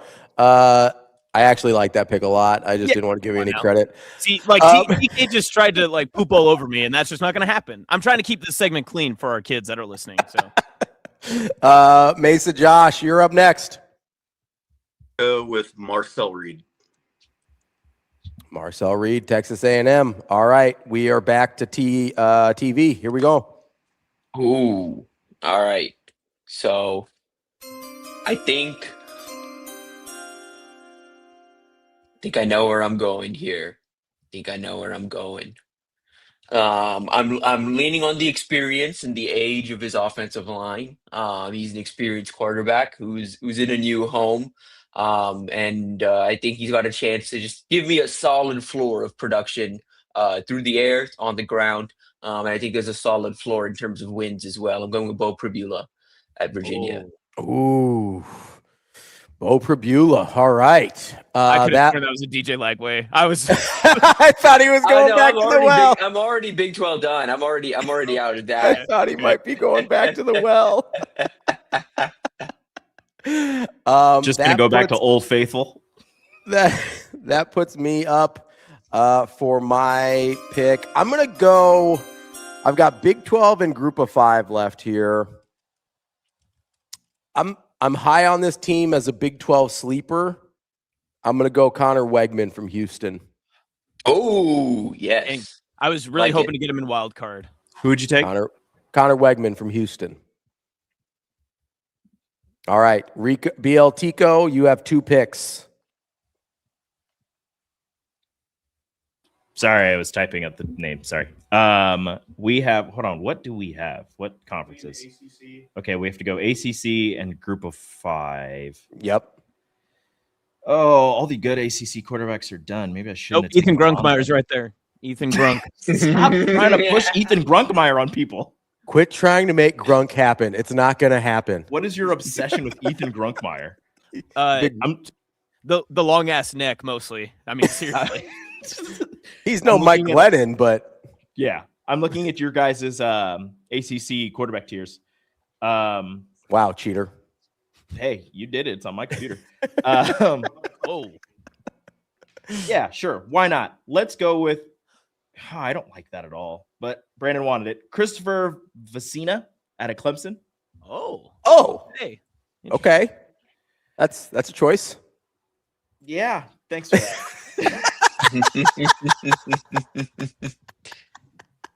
Do you have one more? It's group of 5 quarterback. Yeah, whoever you got left. Who do I have left? Brandon, I made a stupid pick. Now it's your turn. Let's go with Brock Lowry. Okay, Brock Lowry. My group of 5 pick, I'm counting a lot on the coaching here because I don't particularly like this guy. But I think he puts up very productive offenses. His coach does, and they were successful doing this last year. I'm going Jackson Arnold from UNLV. Oh, gross. I don't feel he's not even going to start. He's going to be. It's going to be orgy. This is a gonna real be orgy? This is a real quarterback. This is a real quarterback battle. Like, it might be orgy. They legitimately said that they're playing both quarterbacks week 1. Listen, I made my pick. Here we are. I don't. I mean, unless you guys are going to let me go back, I think absolutely. Yeah, I didn't think so. I think it's going to be Arnold. I think it's going to end up being. You just Austin Simmons yourself, brother. Why would you do that? Because Alex Orji cannot throw a football. Like, physically is incapable. Yeah, of but throwing he's been in the football. Dan Mullen lab. I don't. The lab Dan is Mullen not. School of Wayward Quarterbacks. He's been in the lab for going on 2 years now. And listen, there's no better place to learn to throw the football than Las Vegas, all right? Home of notable great quarterbacks like the Mandalorian, Kirk Cousins, Derek Carr. You learn from the best. Rich Gannon. Rich Gannon didn't play in Vegas, Shane. Yeah, famously. Kenny Stabler. None of those guys played in Las Vegas. All right, Tim, you're up. All right, I got to get my group of 5 guy here. I'm going Micah Aliado from Hawaii. I think I'm saying that right. As far as I know, yeah. Yeah, but yeah, production. I'm just he's gonna sling that pill. So let's get our guy. All right, we've got C. Olson up next. Or no, yeah, right? No, Mason Josh. Mason Josh is up next. Mason Josh, who do you have? I need my G5 as well, so I'm gonna go with Liam Sarka. All right, there we go. Austin, you're up next. So this feels like the 4th of July food draft almost, where I have a very notable pick remaining, and I need my SEC quarterback. So we're gonna have some fun with this. I want Kamario Taylor from Mississippi State. Let's go. Let's go. Listen, that could go well for you. You're gonna have a lot of rushing yards. I think you might have a lot of production there. Thank you. Yes. No, I'm enamored with him because someone said he looks like RG3, and I was like, well, that worked out. So maybe you're like, you know what? I'll take it. I appreciate that. All right, now we have C. Olson up next. Yes. Austin, who did you take? I took Kamario Taylor from Mississippi State. I am going to go with the curveball, DJ Lagway with the bounce back. Ooh, DJ Lagway. I knew somebody wouldn't be able to help themselves, and DJ Lagway goes to C. Olson. I don't mind the gamble. I've heard good things out of Baylor camp. I'm never going to quit DJ Lagway. I will never quit DJ Lagway. Tim will never stop smoking the DJ pack. The thing is, you have to keep it. Like, I saw this in like 9th grade. Like, I've been around him at a very young age where I was like, okay, look at all these traits, and I saw him do. Like, I'm never going to give it up. And weirdly, the college career is playing out similarly to the high school career, where you see these flashes early on, but then last year was kind of year 2 for him. Year 2 or year 3 for him. It was year 2. Last year was year 2. Year 2 for him, and it didn't really go well. And but you saw some flashes, and it's similar to like high school. I mean, it took him till his senior year of high school to really put it together. It took that junior year of him putting it together for that breakout senior season. So I'm not giving up on him. I've heard good things out of Baylor camp so far. So I really don't mind that pick at all. I think there's a lot riding on him panning out. Dave Aranda's job is very much on the line, so a lot of pressure on him. So I'm very interested to see how all of that plays out, though. All right, so we've got DJ Lagway finally got picked. Not Thank the last God, one. too.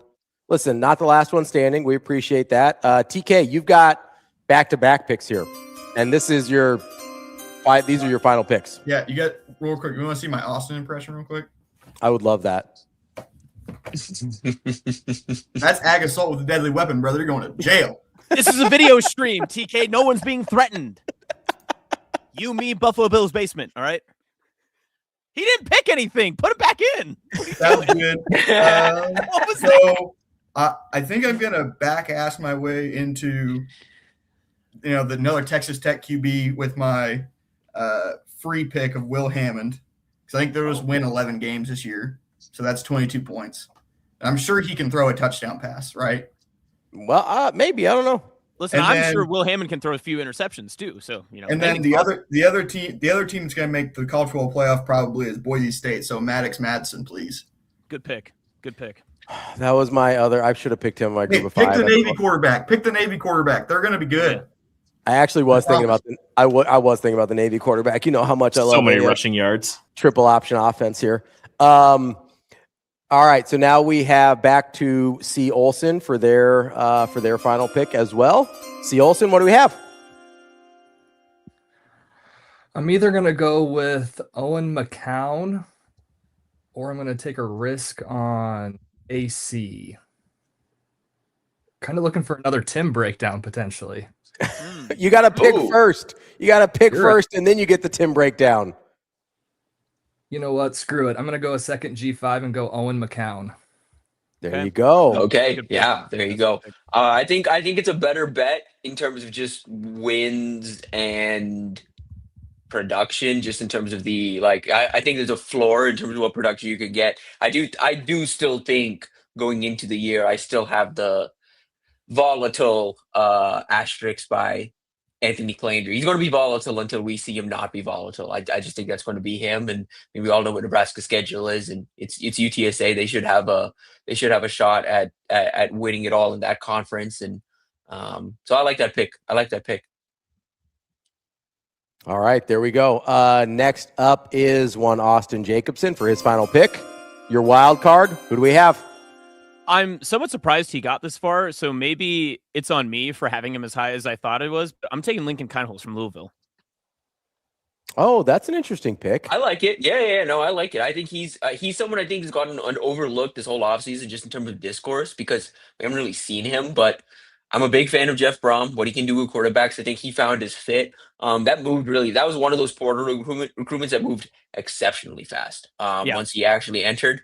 And so very much felt like he found his fit. Louisville very much felt like they sought him out. And so really like that fit. I am curious by what Louisville can be this year. I think they are a sleeper in an ACC that feels pretty open outside of the obvious team at the top. There you go. That's kind of what I'm leaning on. That I think if Louisville is like your sleeper team, that's kind of what I'm buying on, because if Louisville is good, I think he plays well. I think that's like one in the same, but so it's also a double-edged sword in that same sense. And for a wild card pick, I'm willing to ride that way. Yeah. Thanks for joining, TK. Always a blast. Yeah, TK actually probably has to work his real job now. We've got Mesa Josh for his final pick coming up. Mesa Josh, where are we going? I hate this pick, but I'm going to go with Avery Johnson. Ooh. Listen, I hate that pick too. He's got Colin Klein back. Listen, he's got Colin Klein back. That's where he had his most success, was with Klein as his AC now back, or OC now back as the head coach. And listen, I see the vision there, Mesa Josh. I see it. I can kind of see the vision. Unfortunately, I did recently see the Kansas State reports that 2 of their expected starting offensive linemen are just not going to be around this year. So, a little disappointing. Don't feel great, but if you're banking on anyone being able to overcome a not great offensive line, it's a dual threat quarterback like Avery Johnson in a Colin Klein offense. I think those two guys know exactly what to do with not great offensive line play. So I think it'll be okay. And again, Big 12 feels open enough where they can win 8-9 games. You'll get your points in the wins at least. I think there. Also, Mesa Josh, are you Mesa Josh because you're in Mesa? Yes. Whoa, that's awesome. Thanks for being here. Yeah, no problem. It's a little early, but we should have pushed this maybe a little bit for him. But Mesa Josh, do you have any turquoise? Oh my god. No, I do not. You can buy it all over though. See, would you have any if you lived in New Mexico? I'd probably have fossilized rock. That's everywhere in New Mexico. Okay. Or fossilized tree, sorry.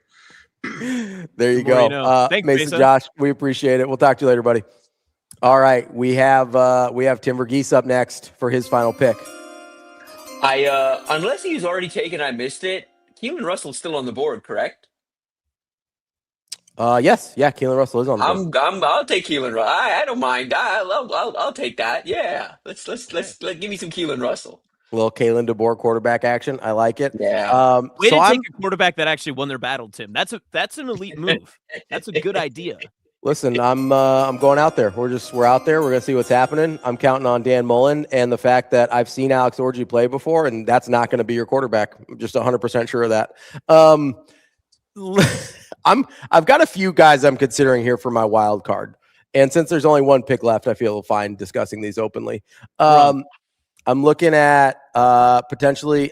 Listen, this is Byron Brown is a guy that I'm looking at Auburn. I feel like he's going to be highly productive. I don't know how much Auburn's going to win, so I'm a little suspect there. But Byron Brown, I feel a little Tim here with the. I'm not sure I can quit on Lenore Sellers.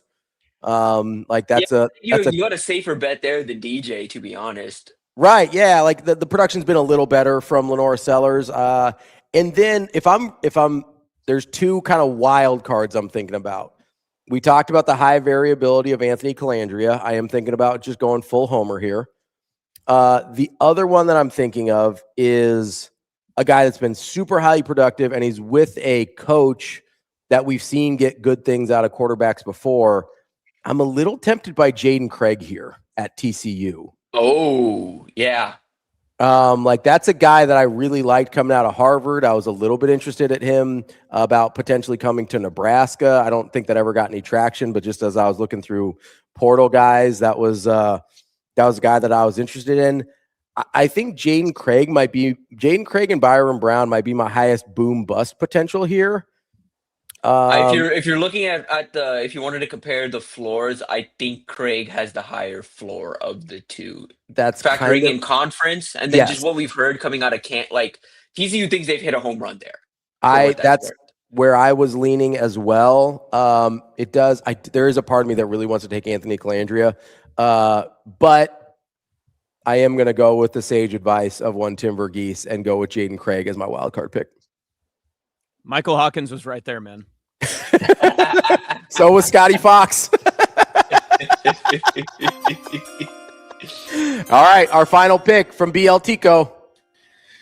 Tell me why Michael Hawkins is staring me in the face. Oh yes, come on, the Hawk. It's between four quarterbacks. Okay, Hawkins, Brown, Rocco. And I feel like somebody has to take the Nebraska quarterback. I feel like I was very close. I was very close to taking Calandria all the way up until I remembered that Jaden Craig was available and that I really like Jaden Craig. And then Tim kind of put me over the edge with the reassurance on Jaden Craig. I don't know. I was going to say BL Tico. I would take a look at that Penn State schedule, and then I would just cash in with Rocco right here. That's kind of what I was thinking. Yeah. They don't have a hard schedule. No, they don't. I think they've got 10 wins wrapped up. Said, Brandon. To be fair, outside of Calandria, the first three people you mentioned is kind of like a nightmare rotation of just like, this is all we have left. Rocco's I think Rocco's the safest of that group. Yeah, truthfully, we know exactly what he's going to be. Yeah, and he's got the same weapons for the most part in that offense. You know, and yeah, we know exactly what that's going to look like in the Big 12. That's where I would go, but I also understand wanting to maybe take the Nebraska quarterback too. Yeah, but I also took Alonzo Barnett the third. So what do I know about safe? Yeah, I think you might want to go with some safety points here with the wild card pick. Mm-hmm.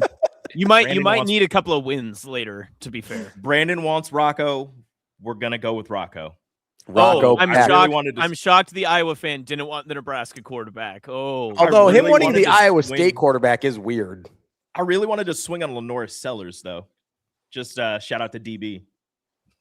I mean, Lenore Sellers is a Lenore Sellers. I was tempted. It's tempted. crazy. We might have a first round quarterback just not go in this draft. Yeah. Michael I think Sellers Hawkins doesn't was right go. there. Yeah. The Grunk has been there the whole time. Well, are you guys surprised Nico? Nobody picked Nico. That's where it was between Nico and Drake Lindsey for me. That's when I was working through Big Ten. The Big Ten guys that I'm surprised haven't gone. I mean, Nico is one. Malik Washington, another one. Where I understand people aren't super high on Maryland, but I think I mean obviously I'm high on Malik Washington, but I think people are high on Malik Washington. So Tim, the remaining quarterbacks I had left of everybody that got picked are Nico, Byron Brown, Michael Hawkins Jr., Ethan Grunkmeyer, and then in the G5, Caden Creel, Nathan Hayes, and then Braxton Woodson were my others. So I didn't know if any of those others like stick out to you, but obviously we kind of discussed the other guys. I guess Brown is the only one that maybe had some interest. Brown, yeah, I mean that's the like I don't know how to feel about that situation. Like I don't know. I think that defense is going to be good enough where they're going to be able to just win.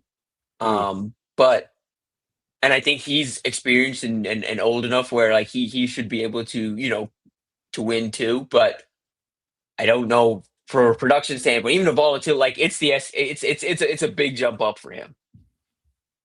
There you go. That is the quarterback draft. We will get the graphic posted of everybody's teams here. And then once again, I've given the very, very prestigious task of keeping score to Rico Alvarez Clary over there. So I really don't know why you trust numbers with a guy who is notably terrible at math and can barely count. Give it to the yeah, make Brandon do it. You can delegate to Brandon now. Once You I've just given made fun of me for delegating to Brandon. Yeah, I'm still going to make fun of you for it, but you can still do it. Stupid.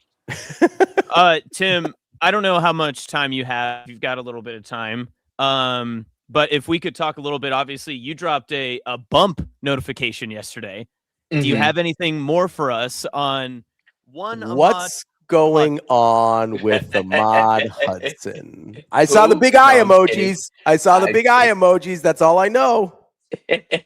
So, I mean, look, a lot of this is just fully just kind of, Steve Wilfong put out an update yesterday, very much just kind of validates and backs up what I put out a couple of weeks ago for my conversation with Hudson on where things are at. Nebraska hasn't let up here, but I think, a couple of weeks ago, we put out that story with Hudson, and a few days later, the LSU site noted that Will Wade and Lane Kiffin had met, and they were planning on, sitting down and working on a plan of improving communication on the basketball side with Ahmad Hudson. And while I believe that has happened, while communication has improved, I noted after that note, I made a note on our board. Look, that relationship still has to be built. Nebraska's already built that. There's an established trust there with Fred Hoiberg and the staff on the basketball side of things and the football side of things, of course. But that relationship still has to be built. Yeah, it should it have spooked Nebraska that LSU was starting to build that relationship? Sure, but you still have to keep in mind, like, that relationship still have to be. They still have to connect, and I think the family has taken into account, how they've been. How the basketball staff has seen them to this point, how relatively seriously Nebraska's taken this two-sport pursuit by him, and how relatively unseriously LSU has done the same. I think there's a lot of, when you're comparing these two schools one for one against each other, one where you're the legacy at, one where you expect to kind of be treated like he's a legacy two-sport athlete, borderline 5-star prospect in two sports, has a ton of relationships at both of these schools. he expects LSU to be really pushing for him, and they've not been pushing for him the way Nebraska has. And now we're getting up to it. I mean, like when we talked in a couple of weeks ago, he noted his kind of loose timeline, or like the timeline he was aiming for was that week 3 matchup with Edna Carr. It's a big matchup for him and his Ruston team. He was hoping to have a final decision made by then, so he could just have his recruitment behind him and focus on that. Exchanged a few texts with him yesterday. He is not really hammering down a timeline anymore. He doesn't want to have a timeline on this. So I would note, I mean, I think patience is warranted here as Nebraska navigates through this. Again, for Nebraska, and as far as I have heard, Nebraska, their ideal timing on this would be December signing day, so patience is warranted, just because Nebraska believes the ideal timing in pulling this off is going to be late in the year, when they can kind of pull off this flip and no other school has a chance to flip them away, or LSU doesn't have a chance to flip them back. And so, I say all that to say this could happen at some point here in the next few weeks. We could be in a bit of a holding period, waiting for this until December. I do think he's going to get back to campus at least once this fall. He's scheduled to be back. October 10th is the date he has circled right now to get back to see Nebraska play Indiana. Of course, Nebraska still has to take care of business on the field, but they are doing a lot off the field. I mean, just in terms of communication, in terms of establishing that relationship, in terms of letting him know that he is a priority in both sports, that they want to build around him in both sports. And I think ultimately what's creating the separation where we're at right now is he looks at the plan Fred Hoiberg has laid out for him on the basketball side of things. And he looks at what is kind of going on, and related to the comment I'm seeing here from Jeremy. Not Jeremy, but from Hot Danger. There is absolutely like an element of, he sees what's happening, the plan that Fred Hoiberg has for the basketball program here at Nebraska, and the plan he's laid out for Hudson, versus what's going on at LSU and the way they're constructing that roster right now. He's someone who he wants a chance to maybe play if he can. He wants a chance to, in year one, on the basketball side of things. If he can get on the court in year one, he'd like that opportunity. Fred Hoiberg, and obviously from a realistic standpoint, we'd have to see what that really means. Fred Hoiberg, to this point, and the basketball staff have, kind of laid out this plan of, look, if you take care of business, like there is a world where you may be, in the starting or very much in the rotation in year one. But then he goes and looks at LSU and, kind of sees the veteran talent they're stacking, the way they are working through the European rosters, the NBA guys, all of that, like the way they're doing some of that stuff. And I don't necessarily know if he sees the same thing. And so we'll see what happens. I mean, I don't think the update yesterday, there isn't anything, material that changed besides the fact that, look, LSU's trying to develop that relationship with him. I don't know how much it's taking, on the basketball side of things. Tim, is it too simplistic to put it this way, that if it comes down to relationships, it'll be Nebraska? If it comes down to legacy, staying close to home, maybe even NIL offerings, then it's LSU? Is that too simplistic? I mean, I think we can talk about it that way right now. I mean, but so much of this is dependent on, if Nebraska wins 8 games and he still picks LSU, then it's that, if that makes sense. Tim, you mentioned Nebraska playing the long game, that December is the expected, timeline, I guess, for Nebraska if this were to work out in their favor. Is there anything that could change that timeline? Is there something about like the aura, the presence of Ahmad Hudson adding to the class that could potentially add other high notable targets? Or do you think that that's pretty secure and Ahmad's just kind of on his own? Pretty secure. I think he's kind of on his own at this point. I mean, one thing, like landing a player like that would turn heads in Louisiana. I don't think it would make much of an impact here in 27, but 28, some of the guys, they've offered a few guys in Ruston, including Galen Powell, a 4-star running back who's expected to visit. So there's some of that. I would say, but no, I mean, I don't know if that I don't know. I don't know if I would say that necessarily though. Tim, before we let you go here, any other interesting tidbits from either the recruiting world or from the upcoming season that you've got on your mind? Yeah, I mean, I should have kind of an idea of some of an updated visitor list. I mean, the visitor list for the 28 cycle is really growing. I did see a comment in here from Jeremy around 8:45 a couple minutes ago. Should we be concerned with any D-line recruits decommitting? I don't know exactly what sparked that comment. As far as I know, I'm not really aware of anything. There have been there's been some shuffling with the staff. Yeah, no, but no, I don't think there's any risk as of now. I mean, Nehemiah Bodies is locked in as he can be. The 4-star from Shakopee out east. It's the Jaden Travers is pretty locked in. Errol DeMontagnac's pretty locked in. He's actually starting to recruit some 28s to come with him. Zylan Little, one of the top D linemen in the 2028 cycle, out of Carrollwood Day down in Tampa, Florida. He's expected to visit later this season, and he plays on the same. His family and DeMontagnac's family are close. They've been connected, and he's been hearing about Nebraska from DeMontagnac. So as of now, no, all three. Yeah. And Errol's having a very strong start to his season.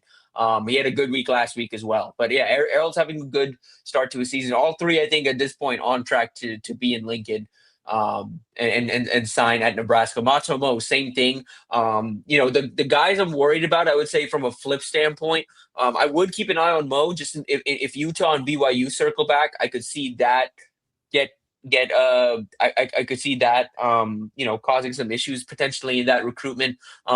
Florida State, now that Jalen Hill has moved down to Miami from California, Florida State is circling back in that recruitment.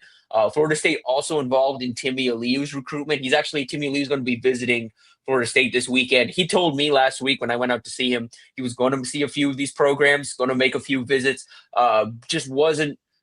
Primarily just wants to see some games, see some schools he hasn't seen in action, but he's as locked in as he can get. I mean, he wants to be at Nebraska. But that said, I think the one school in the Timmy Aliu recruitment I would keep an eye on, Georgia's still very much in there. So worth monitoring that one. Same thing with Jordan Winoma, still a few kind of SEC powers still lurking in that recruitment. But besides that, I mean, I'm going to have an eye on Torrey Pittman, obviously tonight, Millard North, Millard South. That will be fun.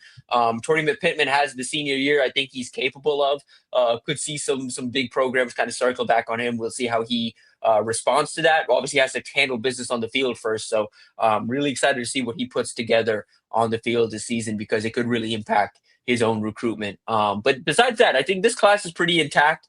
But get back to me, we will definitely discuss where the commits stand come October, depending on how the season goes for Nebraska. Tim, but before we let you go, I do have a question, just because high school football started in the state last week. Big action yesterday, obviously another big one tonight. I'm not as curious because you've seen and evaluated. We kind of know what we're getting in terms of prospects from the big name players in Millard North, Millard South, but are there other players, maybe in that game specifically or just across the state, you're excited to see what maybe their potential as a prospect and how they could grow through this fall season could be? Are there any guys that you've kind of got your eye on that you want to get to see in person? Yeah, there's a bunch of 29s in the state. I'm really excited about getting my eyes on this season. I mean, we'll start tonight with Millard North at Akili Heat Moody. There's a few 2030s, frankly, and some young guys on Millard South I'm excited to see. They have a big opportunity for themselves this season. It's game one for a lot of these guys, so I'm not going to be putting a ton of pressure on them. I kind of give them the benefit of a lot of pressure game one, stepping into a much bigger role. But across the course of the season, want to see how these guys do. Across the state, I mean, I was a bit surprised by that Lincoln East result last night. They're a team I have circled this year that I want to get eyes on. There's a bunch of 29s over there that I'm very fascinated by. 2028, Isaiah Boland is someone I've got a close eye on this year. A DB out of Lincoln that I'm going to be closely monitoring. Wanted to see what he does this season. Bunch of 29s, frankly. I've got a list of 29s that whether I get to see them live or it's just a tape, I'm definitely keeping tabs, because it's sophomore season for these guys, and this is when some of these guys really start to emerge on Power 4 radars, really start to make names for themselves. In the 28 cycle, couple key guys I think I would say are on offer watch for Nebraska. Just I'm monitoring in general.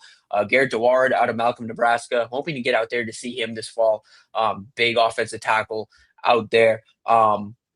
closer to home, Michael Bending, of course, thought he had a good start to his season yesterday. Had a few clipped a few things of his yesterday. Was good in pursuit from the safety spot. So excited to see how he continues to play. Braylon Warren had a really good start to his senior season. Tay Jenkins is Tay Jenkins. I think he just kind of does what Tay Jenkins does. So really excited to see Westside in action this fall. If what we saw yesterday is the Westside we're getting this year, next week Lee Summit going to be very interesting. But after that, they're pretty much on cruise control until Millard South, it feels like. Tim, real quick on Tay there. Obviously, you've seen a lot of different prospects and have a good eye for the evaluations there. What do you do with a guy like Tay who athletically, at least according to some of the things I've seen, we some of our friends over at Matrix Analytical have given me some insight. He's done some testing with their system, and he stacks up from a Division I athletic standpoint. Obviously, the production is there. We're just talking about a size issue here with Tay. Like, what do you do with a prospect like him where there is so many positives that you like about a kid, but there is one glaring thing that people seem to not be able to get over?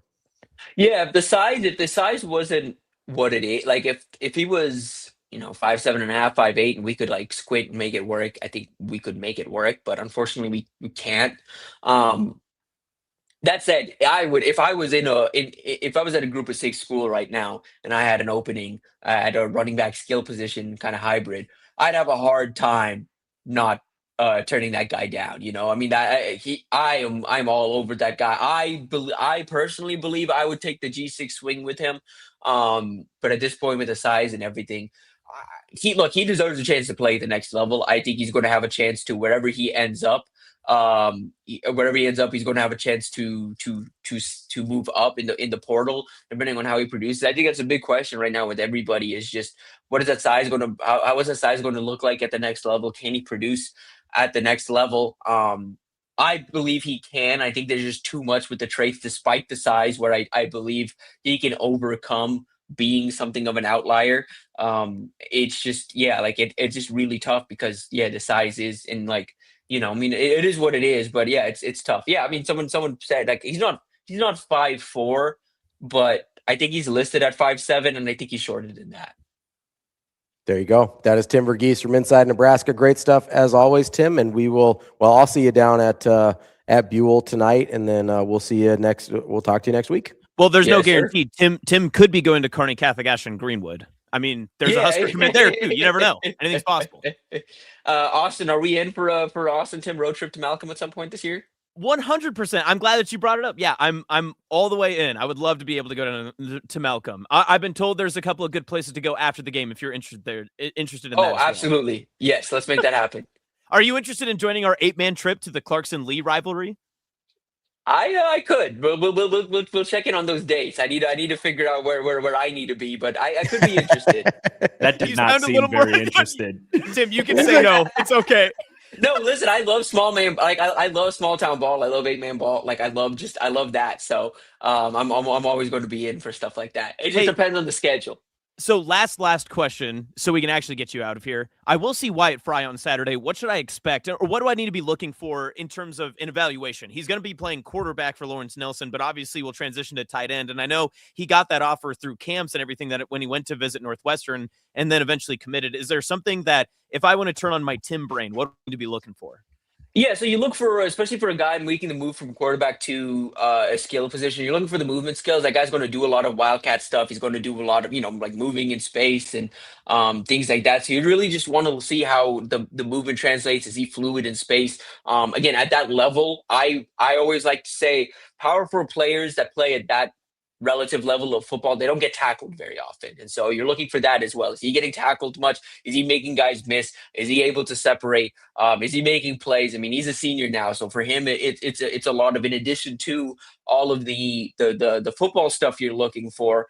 For me with seniors, especially guys that are established recruits, when I went down to Georgia, I was looking for that with Timmy. I wanted to hear that from the coach. I wanted to hear that from his teammates. I wanted to hear that he's stepping up as a leader, because if you're the guy, especially in a program where you're the guy, you're the powerful recruit, you're the one that's clearly kind of gone above and beyond, I need to see you take that leadership step, and it needs to be more than just oh, you're leading the huddle, you're leading the guys out of the tunnel. Like, no, I need to see you uplifting your teammates. I need to see you. You're the quarterback of the team. I need to see you in the huddle in there, uplifting your guys, keeping everyone on track. You should be something of the heartbeat. Frey in particular should be something of the heartbeat of the team. Tim, if you want, I can call your bosses and make sure your schedule's clear for the Clarkson Lee trip. If that helps.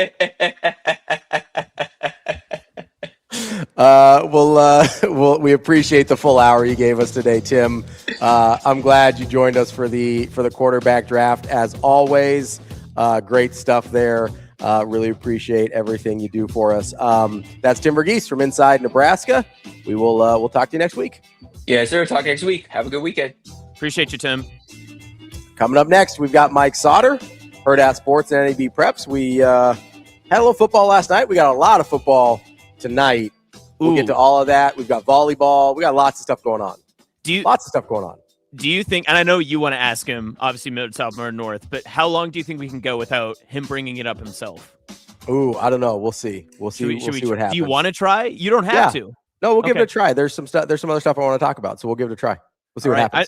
I know you're very excited about all the 8-man fall classic games. I know that's what you're pumped. I am fascinated. I'm a fan of 8-man. People know this about me. Listen, everyone says that. They're like 8-man Ravi. That's what they call you. I am known for my 8-man takes. We'll just leave it at that.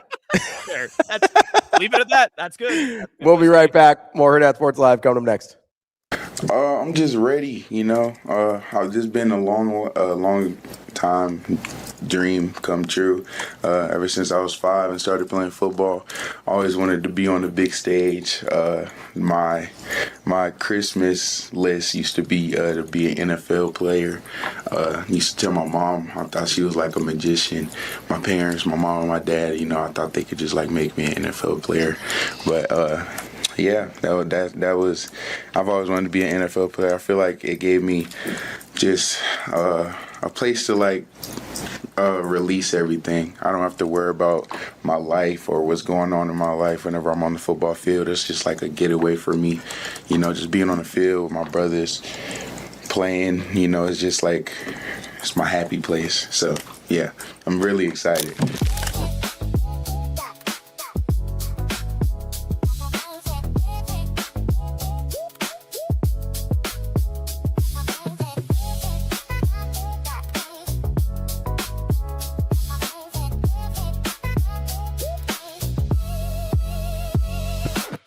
Your schedule is filling up. Get back to busy at Edwards Kia. Lease the 2027 Kia Seltos S starting at just $269 a month.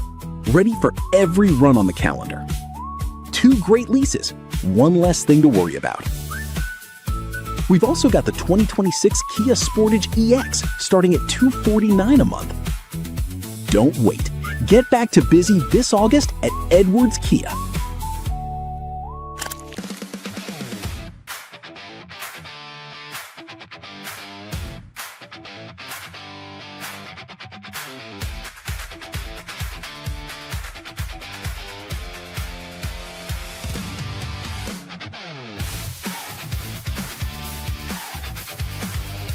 I think it's going to stay the same no matter what. I think I want it to be the best year yet. Every year it's hard to say that because everything's different. Like we have a new team, we have a new coach, new games. Like everything's going to be different. But I think just again staying where my feet are and just being grateful because I've got to do some of the coolest things in the last year, and a big reason for that is Nebraska. So I wouldn't have this without volleyball, without Nebraska, without the fans and the tradition. So just like soaking it all up and making sure that I take advantage of everything that we're given and that we have.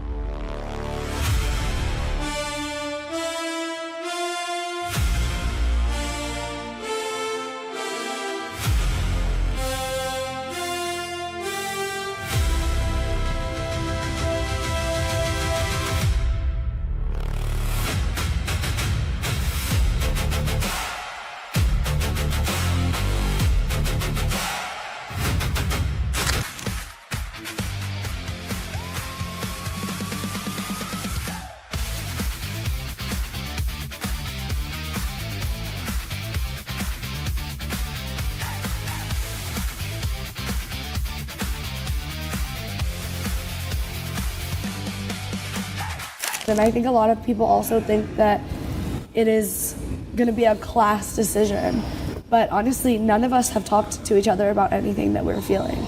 So I have no idea what any of the other three want to do, and it's not going to be a decision made on other people's mindsets and how they're going about it, because that's their future and this is ours, or mine. So I think that is a big thing, is like, it's not going to be a class decision. Yeah. And if we all decide to stay or leave, then that's just how the pieces fell. But like, we didn't do that on purpose.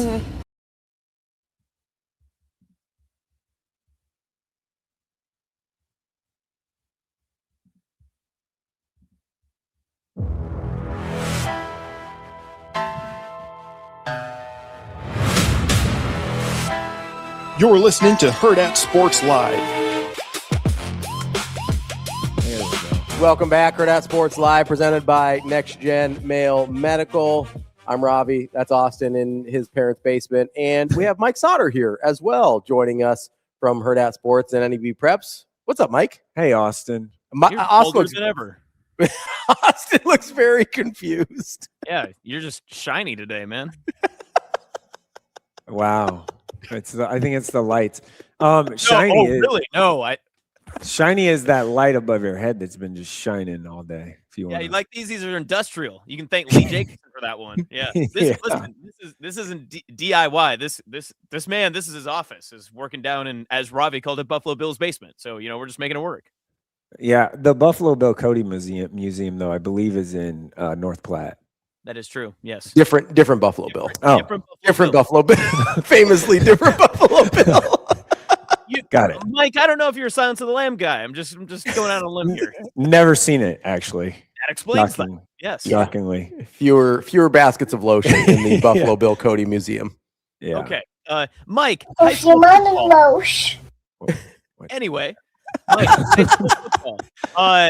There was a lot of fun action last night. There's a lot of surprises. Can I start with, when you kind of settle in and got home, what was the one result or one game that you kind of checked in on, either on the timeline or just got text from, that you were the most surprised by? I guess I was surprised. Maybe Lincoln Northeast, Lincoln East, even though Northeast has been coming a little bit, right? Like they were like one win away from they were actually a half away from making the playoffs last year. And Lincoln East did have some baseball guys that are late to the party here, right? As far as football, busy winning the World Series, no big deal. Yeah. So, and they did lose some things. But on the other hand, Lincoln Northeast has been coming for a little bit. Coach Boyd's done a really good job of getting players there. He's the last 2 years at our 7-on-7 tournament, they've performed pretty well. So I wasn't surprised at that. One thing that I guess I have a question for you guys. Yeah. What is considered a blowout in high school football to you?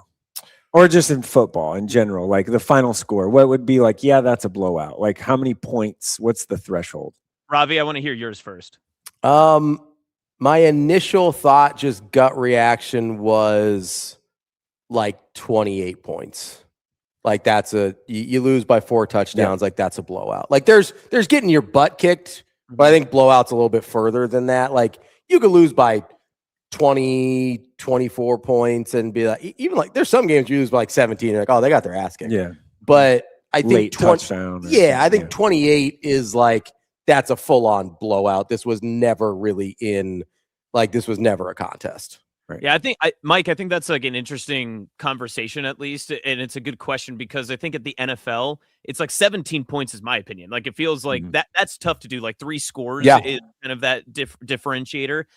I've always assumed in high school football, it's 35 because that's the run, that's the running clock. Yeah, the run rule and everything when it comes to that. But because of the different levels of football, like not every 35-point win feels the same. I remember going to the Sydney Ogallala game last year and they won 33-0. And I was like, well, yeah, they won. They looked really good, but I don't know that it was like some dominant blowout by any means. I think I'm with Ravi. I want to say it's probably somewhere between 24 and 28 points is where I would feel comfortable, but not every score dictates how I feel about the game, I suppose. Like I was sitting there last night at Westside Prep and it's 28-3 at halftime. And I was like, this is a wrap. You know what I mean? Like, so part of it's how the game looks too. Prep was having a really hard time offensively. Like you just knew they weren't scoring 28 points in that game, right? So like that's obviously not for full touchdowns, and you're like, this feels like we're done here. Yeah. So okay, when I got home, I looked. I'm like, okay, I'm just curious. Want to look up scores, see what happened, all of that. So there were 19 games played across the state last night. 11 of those 19 games were a team won by at least 28 points, if not more. Okay. 11 of 19 games. Of those 11, 3 of those were in Class A games, and there were 5 total Class A games. So it was Northwest, Bennington, and Westside are the 28 or more? Yeah. And then the one Class B game was Waverly Northwest. Yep. Yeah. So there was 11 of the 19 were at least 28-point wins. And 50% of the Class A and Class B games were running clocks at some point in the game. So lots of blowouts. Maybe we were wrong when we said, like, I don't know, it might be closer. Like the parity is better. I mean, some of it's the early matchups, right? Yeah, like, but the new scheduling was supposed to even some of that out. Yeah. Yeah. I think the one, I think the two that I was most surprised by is I thought there was a version of Prep Westside that was closer than that. Me too. Yeah. I thought there was agree. The pick 6 early really hurt what Prep was trying to do. Yeah. This was a game, and Austin Dunn and I talked about this yesterday, earlier this week, where this was a game where Prep needed to stay attached early, right, in order to limit possessions, play the way they wanted to, kind of take the air out of the football, and make this a game. And now, and I think Captain put it in the chat. Did Westside only run 28 plays? Yeah, they didn't have I was just gonna kind of try and look that up. I know that they did not have that many plays at all. I was talking to their OC even after the game. Was like, we didn't run any plays. I thought I knew for sure it was under 50. If it's as low as 28, that's a stunning number. But you have the pick 6, you have a really long kickoff return, you have really long you have situations that gave short fields and things like that. But that's a game where I thought, I really thought Prep, even if Westside played reasonably well, if Prep executed, I felt like they could keep that within a couple scores. And you could tell, that was their game plan, right? Like play a little bit, keep away, whatever. And it just the pick 6 to start was tough. Yeah, then you just backbreaker, and then immediately they score again. And they had some opportunities where they got stops. Yeah. And started to move the ball a little bit and then stalled out. They had their opportunities. They answered right back after that pick 6 and kind of got it down the field. Yeah, they got across the 50. Yeah. I think they were down the 35-ish. Right. Yeah. And so they were there, then they had a holding penalty, set them back, and they can't be 1st and 20 or whatever. Yeah, it was 1st and 26. Because they had 2 penalties back to back. That's not. They had a procedural and then a hold back to back. Prep's offense is not designed to do that. Yeah, you're not getting 30 yards to get a first down pretty much at any point this season. So, there was a version of that game where I thought Prep, I thought there was a version of that if they executed at a super high level that they actually could win the game. I thought it was a pretty narrow path, but there was a path to victory. But I thought there was a reasonably broad path where they could keep it within 14 to 17 points. Correct. Yeah. And obviously a lot of that didn't go right for them, but it was that was the one I was surprised by. And then I don't know if I should have been surprised by this. I thought Elkhorn North might be able to keep it closer with Bennington. I knew Bennington was still going to be good in Class A. I know Elkhorn North is kind of going through the same thing there. I thought that one, I didn't think that one would be 20. I didn't think that would be a full-on blowout. It was close to start the game and at halftime and into the second quarter and stuff like that. I think just the experience of Ty Bufakeo quarterback really mattered in that game. I wasn't there, so I didn't see it and haven't watched it or anything. So he's one of those guys, though, that Ty Bufakeo, where you're okay, obviously not going. He's going Morningside. Yeah. Which really good football program, really good athletics in general. But that's a kid where, that's a great high school football player and a great fit for him in college. Where, the Trey Taylors and Braylon Warrens of the world are going to get a lot of the headlines. But Ty Bufakeo is a really, really good football player. And he's tough. He had started his career as more of just a runner, quarterback, and they used him they would bring him in to just kind of run like as a quarterback, a little gadgety, and now he's developed into more of a passer, a little bit more of a passer. He sort of had like almost a early career like Cole Payton at North Dakota State type of role, and then he developed into being kind of a full-fledged a dual threat quarterback. I'd agree with that. Yeah, I agree with that. But so Mike, those were the two that surprised me. Right. Sorry, Austin, go ahead. No, but Mike, when it comes to the results and everything you just talked about, especially in the big games, we can keep this conversation to the two games that you mentioned when it comes to Prep Westside and then Elkhorn North Bennington, because those are the ones that people looked at. The gap between those, do you think that is different if these games aren't week one matchups? And I'm not suggesting like maybe health or anything, but do you think that it's just growing pains that some of these teams needed to go through, and the fact that, you know, Westside is a very experienced group? I know Prep is as well, but is there something to say that if these were week 7 or 8 games that maybe that gap shrinks, or did you not get that feeling last night? Yeah, well, I think part of it is you have brand new quarterbacks on the teams that lost, like guys that haven't started or played in big moment type of games. So, or situations. And I think that's probably maybe a part of it. But I also think that those two that won are pretty good. Yeah, for sure. So I think it's probably one of kind of both. So that's, yeah, to answer the question, I think it's probably more of the quarterbacks in the situation that they just haven't been in. So yeah, maybe by the time week 7, 8, 9 playoffs, whatever, roll around, they're going to be fine. Like, I think they needed to get their, like, just throw them in the fire. Right. Yeah. Like, so, yeah. What did you think about, obviously we were both at Prep Westside last night. Westside offense was, I know that we didn't see a ton of plays, but they were running a little bit different stylistically offense than we've seen the last couple of years. Yeah. They took more shots and really a lot more QB run game. Yeah. They made a change, offensive coordinator. So like that, I think that the reason for that was to open things up a little bit more. It's the coordinator Lamonji had at Burke, right? Burke, yeah. Sam Calabretto. So yes, Calabretto. Thank you. And he's been at Westside for like as the QB coach or running back coach, or whatever, the last handful of years. So there was.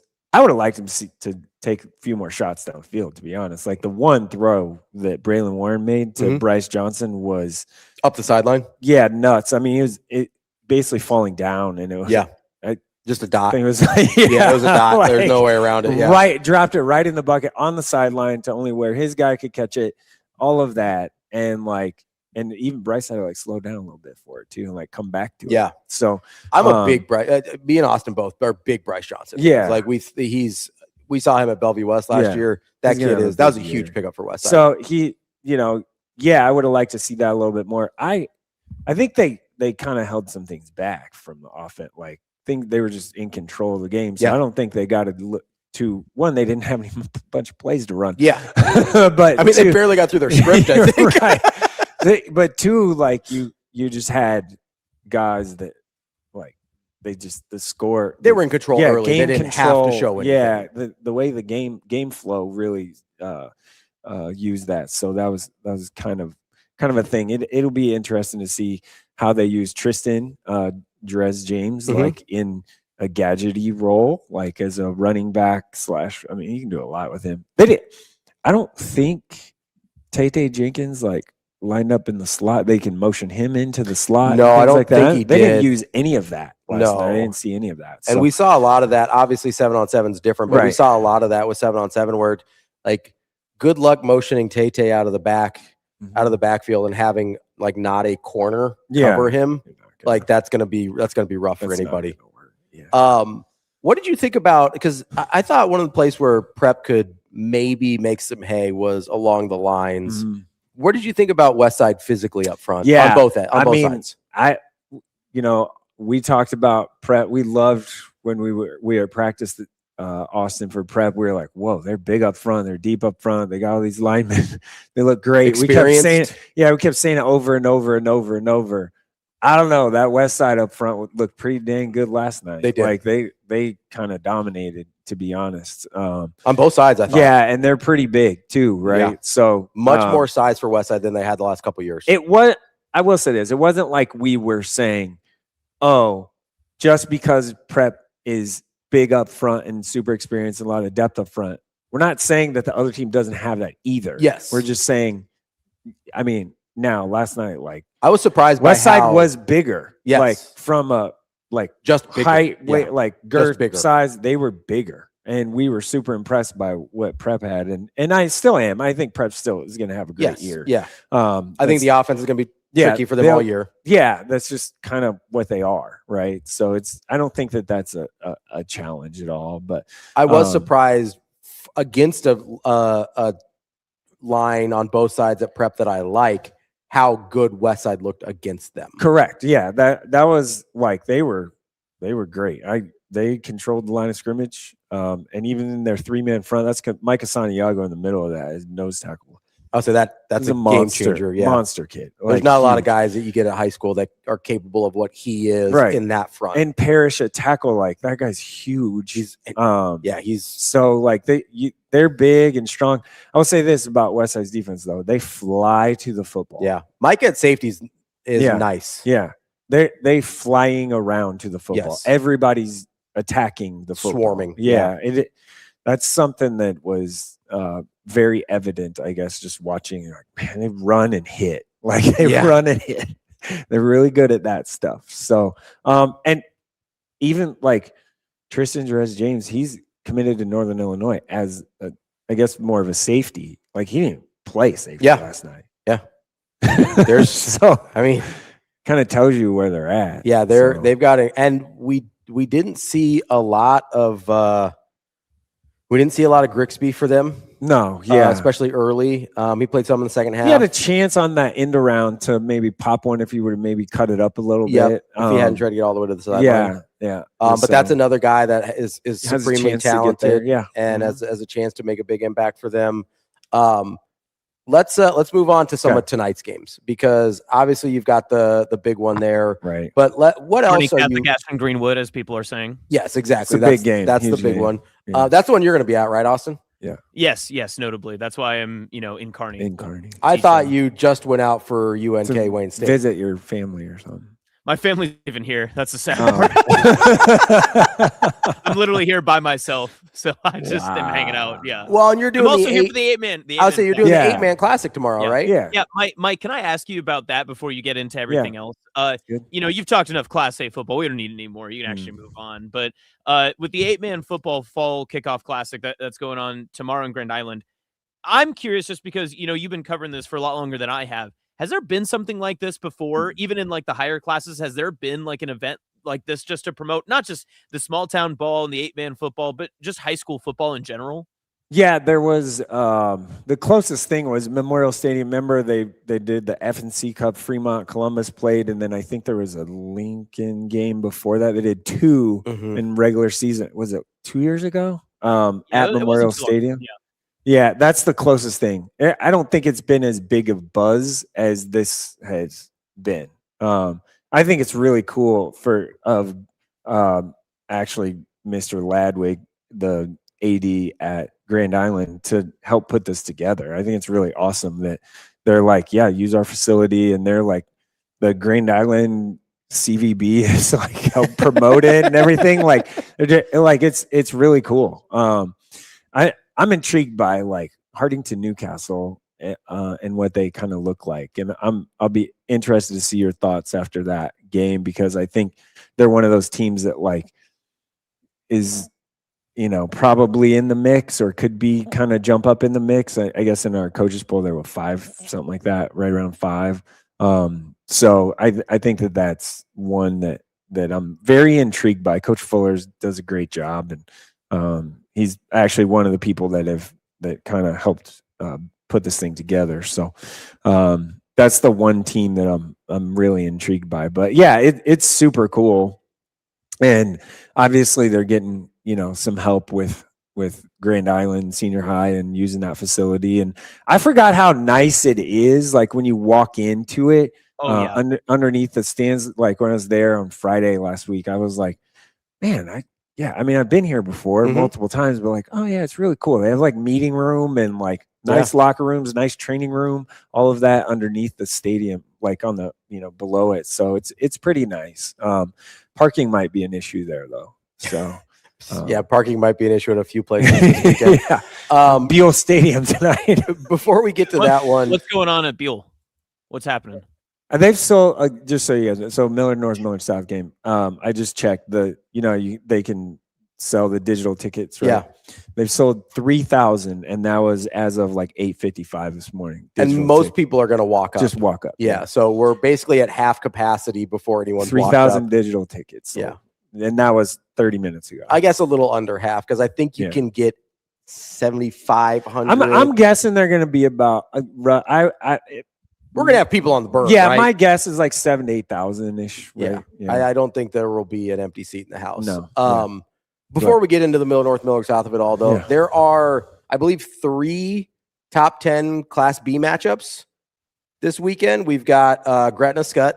Yeah, I think that could be a lot of points. We've got Norris, Gretna East. I love that game because both have very high expectations, and it's at Norris. And then is Aurora Seward also a top 10? Aurora Seward's right there. Yeah, in the neighborhood of that. Yeah. So, but of those, no, that is top 10. That's right. Yeah. Of those 3 matchups, you mentioned the lots of points in Gretna, Omaha Scott. Which one of those are you most excited about? I'm intrigued by the. Gretna East Norris is something that I want to see. I want to see how Evan Greenfield can just run the show for Norris.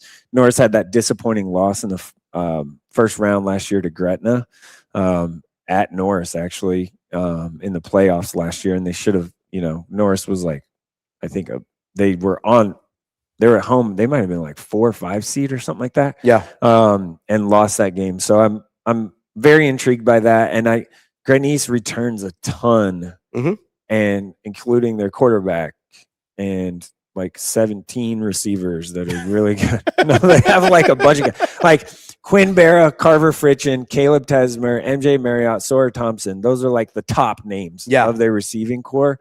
So, and Caden Boyer is really good. Has an FCS offer to Southeast Missouri. Logan Wilson's committed to Wayne State. A guy that could maybe be a Division I guy for them is Bergen Meyer. Lucas Haverty led the team with 124 tackles last year. Nice. Gretna East. So, and he's back. So, and Rylan Schoenbeck also plays fullback for Norris. He's their middle linebacker. He led the team with 61 tackles. So they both have a lot there on both sides. So that one's pretty intriguing. The Scott Gretna game, just because, yes, Scott's going to run the veer, but they got dudes on the outside, and they're going to throw the football too. So, the blend offense thing that they do is be really awesome. interesting. Yeah. They're not huge up front by any means, but they never really are, and they just get the job done. Yeah. So, Wyatt Liebentritt, and a guy I've talked about probably too much. Austin knows what name is coming, and he's probably annoyed by me saying is Hudson Friesen is going to be a guy for them this year. Yeah, this is what Mike does. Mike goes, no one's talking about it, but I'll say it, and then he keeps saying Hudson Friesen. Well, no one from except for me, no one is saying it. You know what? Just for that, Mike, I'm going to start saying it. I'm going to start whispering Hudson Friesen around these parts. I'm just going to be like, who's not talking, who's not getting talked about by anyone, including at this company, Hudson Friesen. Yeah. And then Lucas Heller's back, Easton Elam's their quarterback. So I think Scott, they're good. Hudson Friesen, that dude pop for me at practice big time. So big time. So that one, those are the Class B games I guess I'm really intrigued by. All right, let's get to the elephant in the room here. Millard South, Millard North, obviously the biggest matchup in week 1. You're going to have 4 Nebraska recruits on the field. Yeah, commits at the same time, and obviously the number 1 quarterback in the country. This is a very strange thing for me to have the number 1 quarterback in the country playing high school football in Nebraska. Yeah. Let's just start there. That's never happened before. Minutes from where we're sitting right now. Yeah. Yeah. Literally up the street at a stadium I've been to 1,000 times. It's very strange for me. Yeah. The number 1 quarterback in the country always sort of seems like this, mythical figure. Yeah. That comes from some Candyland out in the Southeast or California or wherever. Right. And you're just oh, that's not a person that really exists in real time. And he's just right in front of our faces. Just there. Here in Nebraska. Right. It's sort of outside of the actual teams, and like it's very strange to have this happening in Nebraska. It is, and despite having a lot of Millard South quarterbacks come through here, and he's really, really good. He is. And I mean, he's mature. I will tell you, my wife subs a lot at Millard South. She was there last week, and like she had the football team for the last block or whatever, and it's basically a study hall or football class.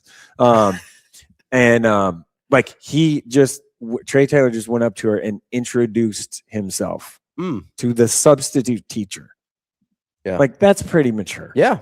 Like that as a human, right? Like that's just solid stuff, right? Yeah. Not only like on the field, like It's that's like, hey, kind I'm of a person, you're a person. Yeah, like, let's give each other respect. Right. Yeah. So that's special. He's a special talent. He's really good. Obviously, seen him multiple times over the summer. I'm more excited about this game because of the newness of both teams. Yeah, sure. I mean, you got a brand new Millard North team. Yeah. Brand new Millard South team. Like it's just so much new. Yeah. And it's like, okay, like what is it going to look like for both of them? Like we know like the play calls and stuff, they're going to run the same stuff. Yeah.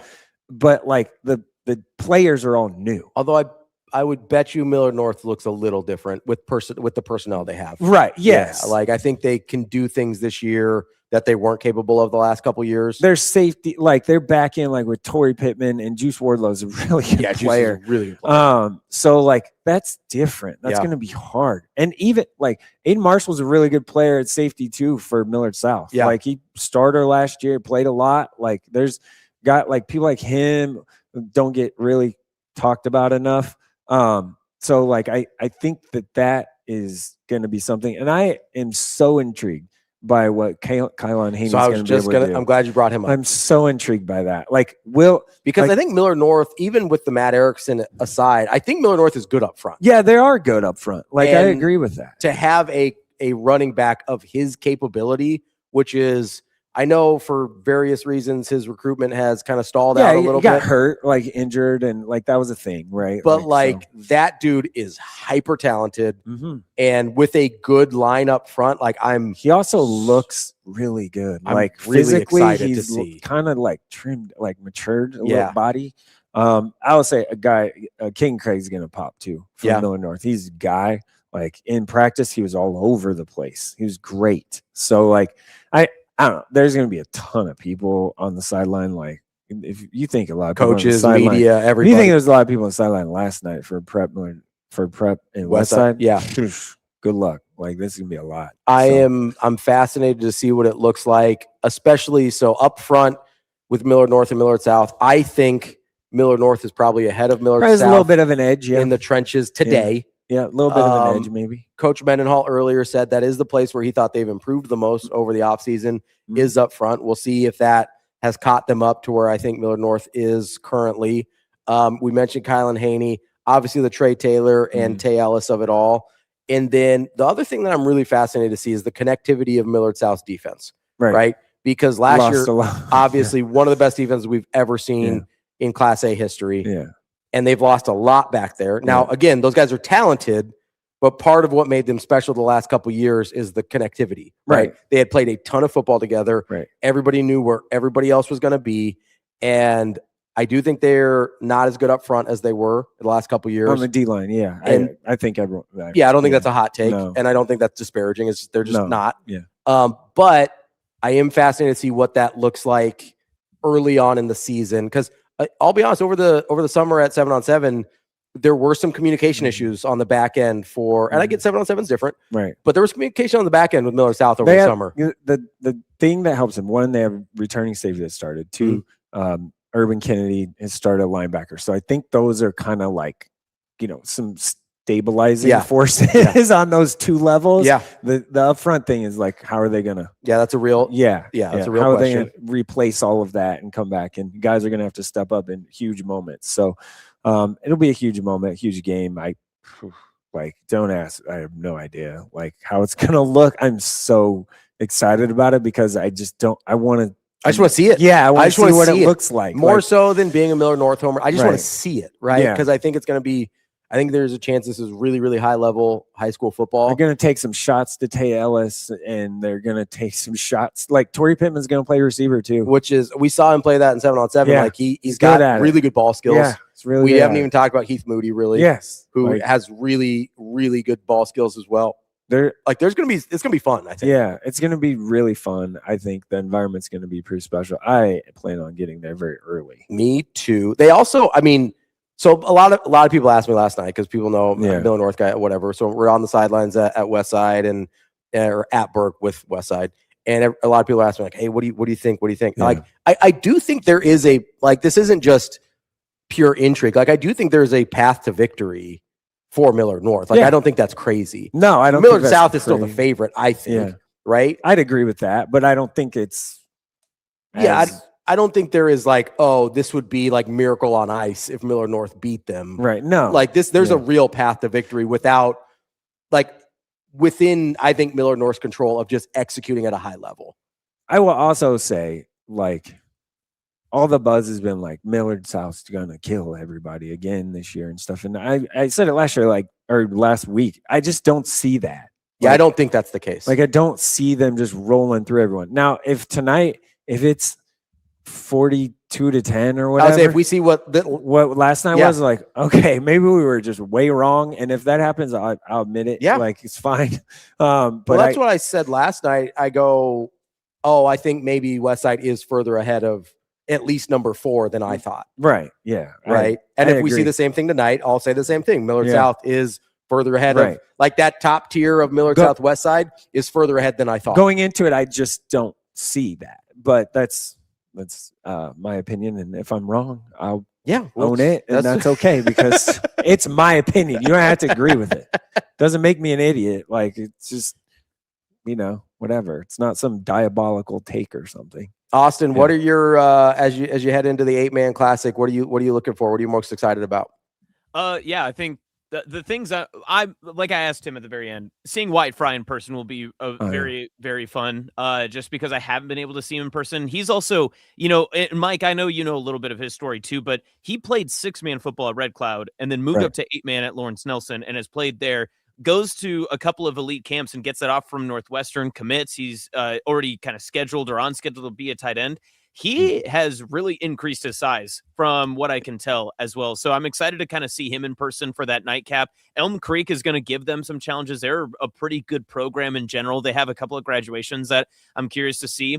I think what interests me the most truly is just how these kids handle the bigger stage and environment. They're not changing the field, right? Like, it's going to be 80 yards. They're going to put the pylons like they would for a state championship game. But it's going to be one of those that when I was talking with the Clarkson head coach, Jim Clarkson, which is just a unique name, obviously, for the school's football head coach.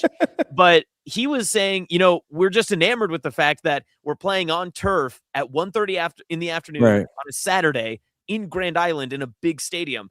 And we always talk about when we get to the state championship games, like, how do kids handle taking that big breath the first time that they're inside a Memorial Stadium and they're hanging out in the locker rooms and they're using like the field access and stuff. And it's more than just sitting in the stands for them.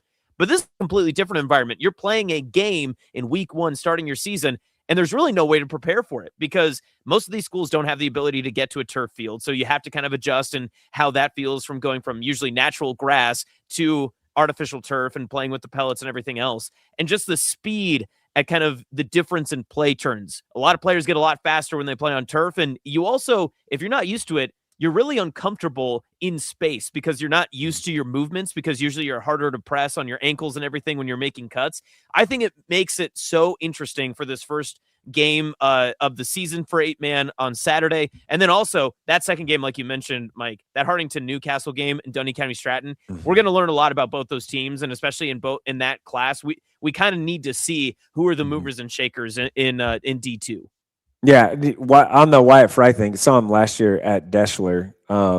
He plays safety and quarterback. So, like, obviously that's what you want to do with a guy that's as talented and big and strong. Like, that's what you do with your best player, basically, most of the time. So he's a big, strong dude. You're going to like him. Like, he can move around really well, I think. So, and if he's gotten bigger, which I'm guessing he has since the last time I saw him, which was, in like October of last year, that's super super enamored, intriguing, whatever you want to say with that or with him.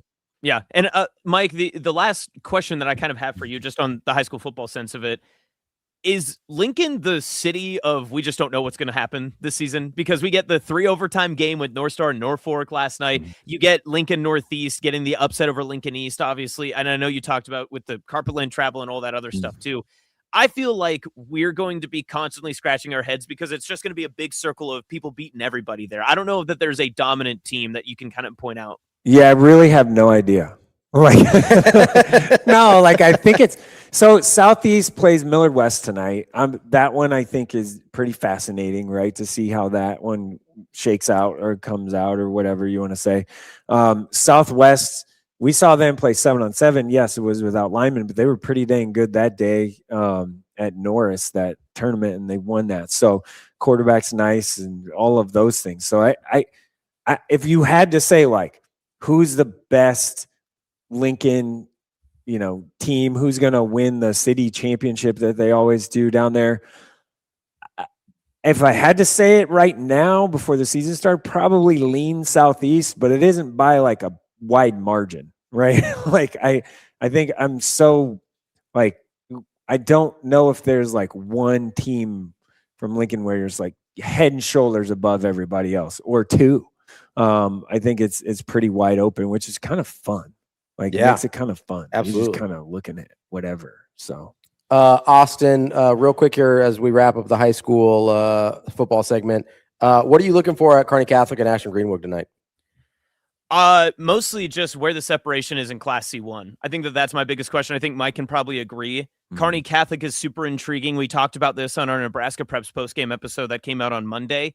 I think what interests me the most is where does Kearney Catholic fit in this conversation? They move up from Class C2. They are the lowest boys enrollment in Class C1. I don't think anyone's going to be crying alligator tears for Kearney Catholic by any means in C1, but there will be their biggest test, at least at where they had some movement, some graduation, and some transfers out of Kearney Catholic on the offensive line that they're going to have to contend with Barrett Kittrell tonight. And you're going to find out really quick on how much development you did with some of the guys that'll come up. Obviously, Barrett's going to be a very, very good player for Ashland Greenwood this season. But on the Blue Jay side of it, I'm curious who steps up at playmakers for them. I think that is one of the bigger question marks that maybe they have. And when you replace guys that are like Cal Kissinger and you replace guys that are like Derek Tonjes, and you have those bigger names who have been such prolific offensive pieces for you, how do you replace that, and how many players does it take to replace that sort of volume? And obviously, how do you adjust? So C1 is going to be incredibly interesting. I mentioned Sydney Broken Bow is obviously one that I'll keep my eyes on tonight too. But yeah, there's a lot of C1 games that I think when I wake up Saturday morning and I check through all the final scores, I'll be very interested to kind of get into conversations and get the evaluation of where a lot of these pieces in Class C1 fit, because I don't know we're going to get that puzzle until well into the postseason. Yeah, Milford Lakeview is one to keep an eye on too. Milford has really good running back, and like, how does that, can they basically play keep away? Yeah, because Lakeview's super talented. Skill up front, a lot to be desired right now. So like, how does that kind of fit? So we'll see about all that. That is Mike Sautter, Hurrdat Sports and NAB Preps. Lots to get to tonight. Can't wait to get out to Buell, which I will have to do basically as soon as the show's over to make sure I get a parking spot. Yeah. Honestly, I thought about just going to a restaurant up the street and just Ubering down from there. Might not be a bad idea. That's I'm pretty sure like the Hangout is the restaurant by, well, I don't know. I'm not gonna say it, but there's like Culver's, Mike. You can say Culver's. Yeah, by Culver's over there in that area. There's famously a sports bar over there. Yeah, that might be the move. Yeah, that might be the move. We'll see what happens. That's Mike Sautter. I'm Ravi. Austin is still in Buffalo Bill's basement. We'll be right back to wrap up the show here after this here on Hurrdat Sports Live. Your schedule is filling up. Get back to busy at Edwards Kia. Lease the 2027 Kia Seltos S starting at just $269 a month. Ready for every run on the calendar. 2 great leases, one less thing to worry about. We've also got the 2026 Kia Sportage EX starting at $249 a month. Don't wait. Get back to busy this August at Edwards Kia.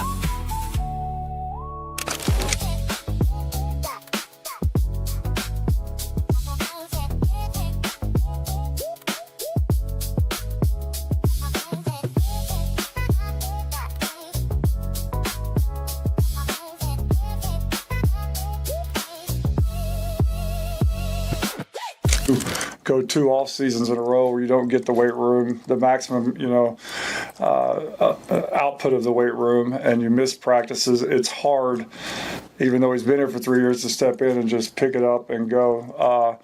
I'm hard on Carter because I know what Carter needs to look like when he's out there. And he's taken it as a challenge. I think he's gotten better and better and better. Just from a physicality standpoint, he's putting his nose in blocks. He's definitely not afraid of contact. It's just the technique and how you get to that point of contact that we're continuing to work on. And then, just the route running, catching the ball, that's what he's got to be, for us is just a difference maker with matchups. If you put a safety or a linebacker on him, he's got to make him pay. And so we're just working through all those layers of development that we didn't get to do the last 2 years in the off seasons. And I think that, he has an unbelievable sense of urgency. He's had a sense of urgency since he's been back, just because he knows he missed a lot. And so, through just the room, Luke, Coach Mosey, just everybody poured in, to Carter, I think that, he keeps getting better and he's going to continue. It doesn't stop now just because the season's about to kick off. It's going to have to continue to grow and grow as we go through the season.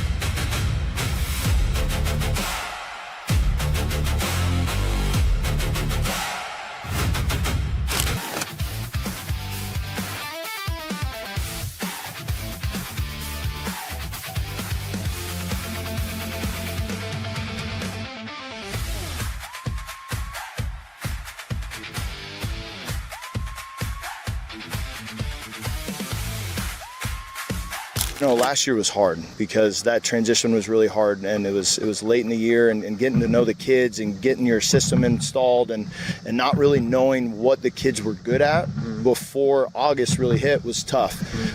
This year, like you said, we've got a whole year under our belts.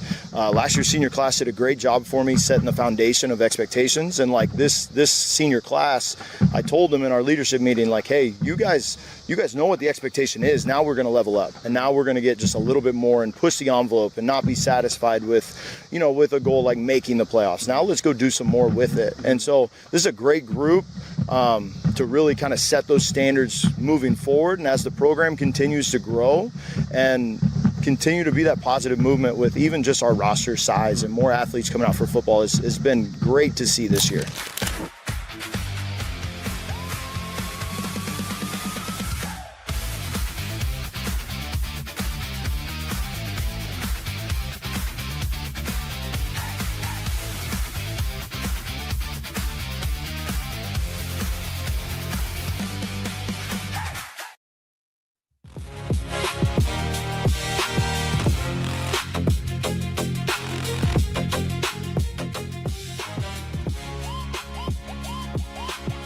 You're listening to Hurrdat Sports Live. Welcome back, Hurrdat Sports Live. That's Austin. I'm Ravi here at Hurrdat Sports HQ and in a basement somewhere in central Nebraska. Don't forget to go to unionomaha.com and get tickets for Saturday's match, Union Omaha against the New York Cosmos. It's Hometown Heroes Nights presented by Woodman Life at 7 p.m. at Morrison Stadium. Get your tickets at unionomaha.com. What were you shaking your head for, Austin? There's going to come a time where I have to do this again, and I'm going to be in this exact basement. I'm just going to have to eat it. I'll have to figure something else out. The chat wanted me to do like a virtual background, but everybody knows those look tacky. Like personally, I think that they always look bad. I don't like. I agree. I agree. I think the authenticity of your basement background is better. I just want to know, like, I don't think I said anything inaccurate about you're in a basement somewhere in central Nebraska. That's accurate. It looks cozy. Thank you. I mean, it's insulated in there. I mean, it looks like it's probably warm and nice. I mean, it's all lighted. I mean, it looks good. I'm trying to help you out. Thank you, Shane. I appreciate that. It sounds like he's trying to move in. Do you need a place to live, Shane? Probably. Now, Shane, I mean, you have several flats. So, Shane, this is the poop pipe. You can't use that one. It is in the ceiling, but you got to be careful with it, okay? No poop on this ceiling. And now I lost Shane. Now we're not friends anymore. It does not look that cozy there. I was going to say, I've never heard an unfinished basement be described as cozy before.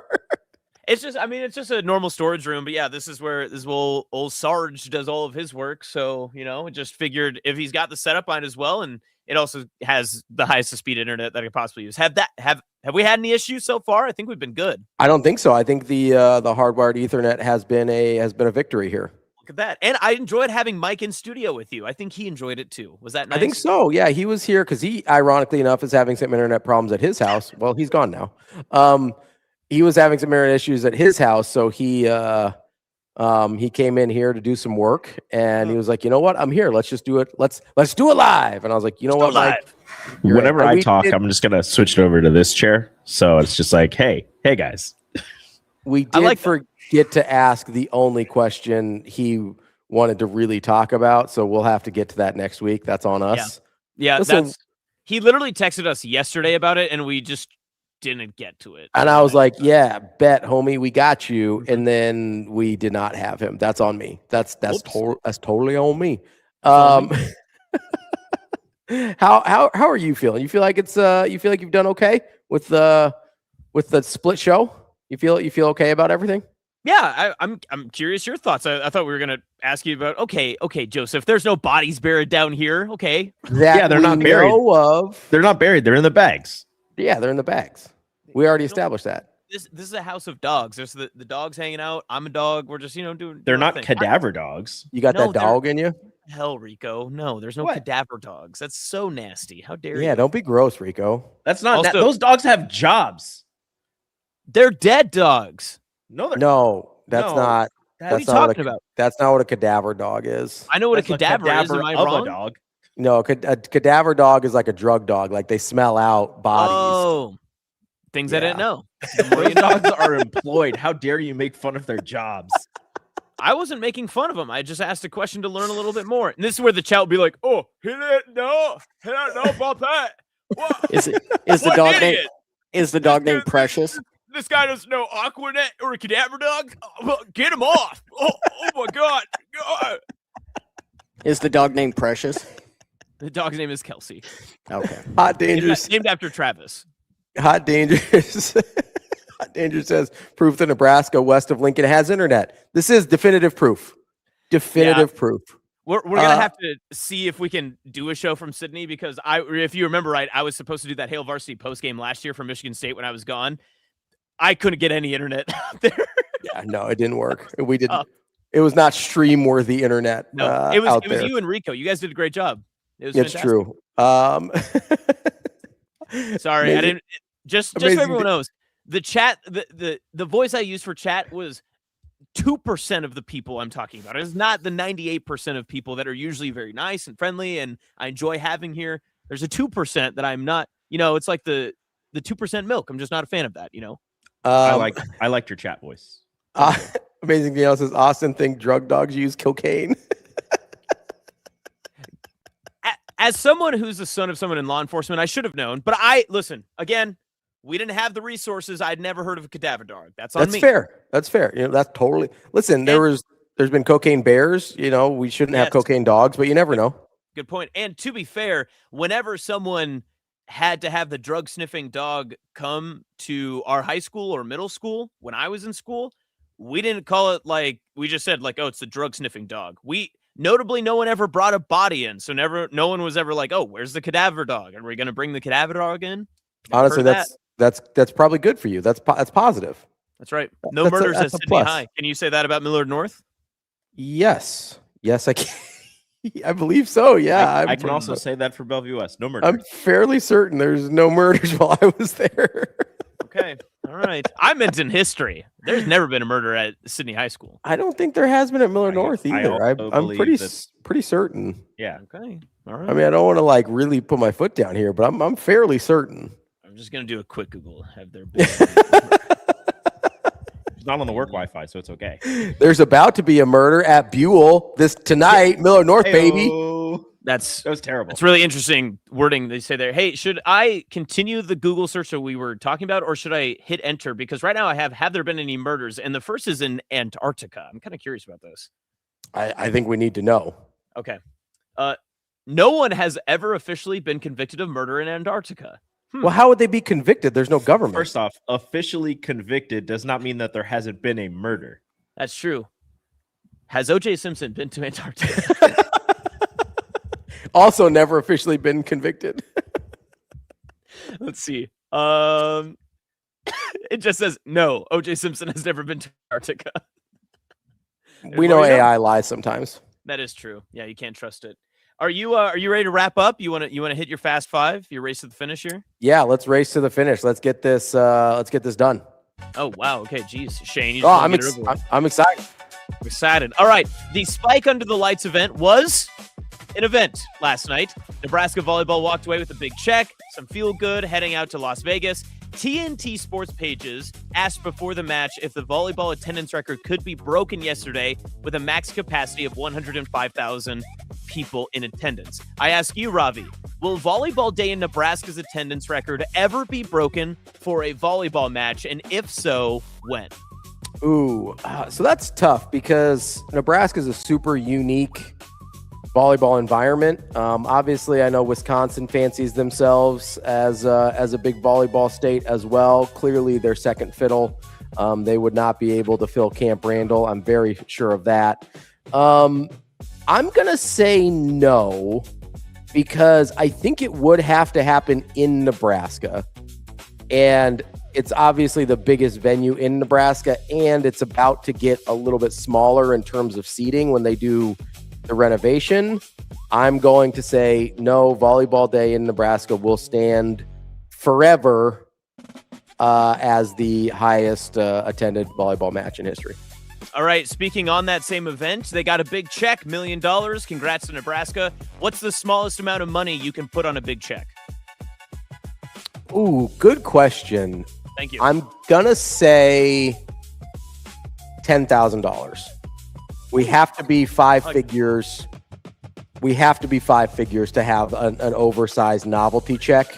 Obviously Happy Gilmore has the funny bit where he gets all of his checks in novelty size giant checks, and some of them are like $500. Mm-hmm. I think you have to get to 10 grand before for it not to look ridiculous. Okay, fair enough. The 8-man football kickoff classic is this weekend at Grand Islands Memorial Stadium. They have 3 8-man contests across 3 different classes at a neutral site on Saturday. If you were to build your ideal Nebraska high school kickoff classic weekend, which teams are playing, where are they playing, and when do they play? As in Thursday through Saturday? Is it exclusively Friday night? Give me your perfect high school football kickoff. That's interesting. Obviously, I'm pretty Class A pilled here. So I'm going to skew that direction. I'm not going to pretend to have the small town ball knowledge that you have.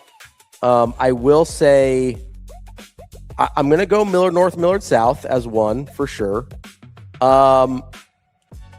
There's a part of me, I know this isn't Class A, but it is 11-man and it's Metro. There's a part of me that wants to go Gretna East. Ooh, okay. I feel like there's some animosity there. Although, would you go Gretna East or Scott Bennington?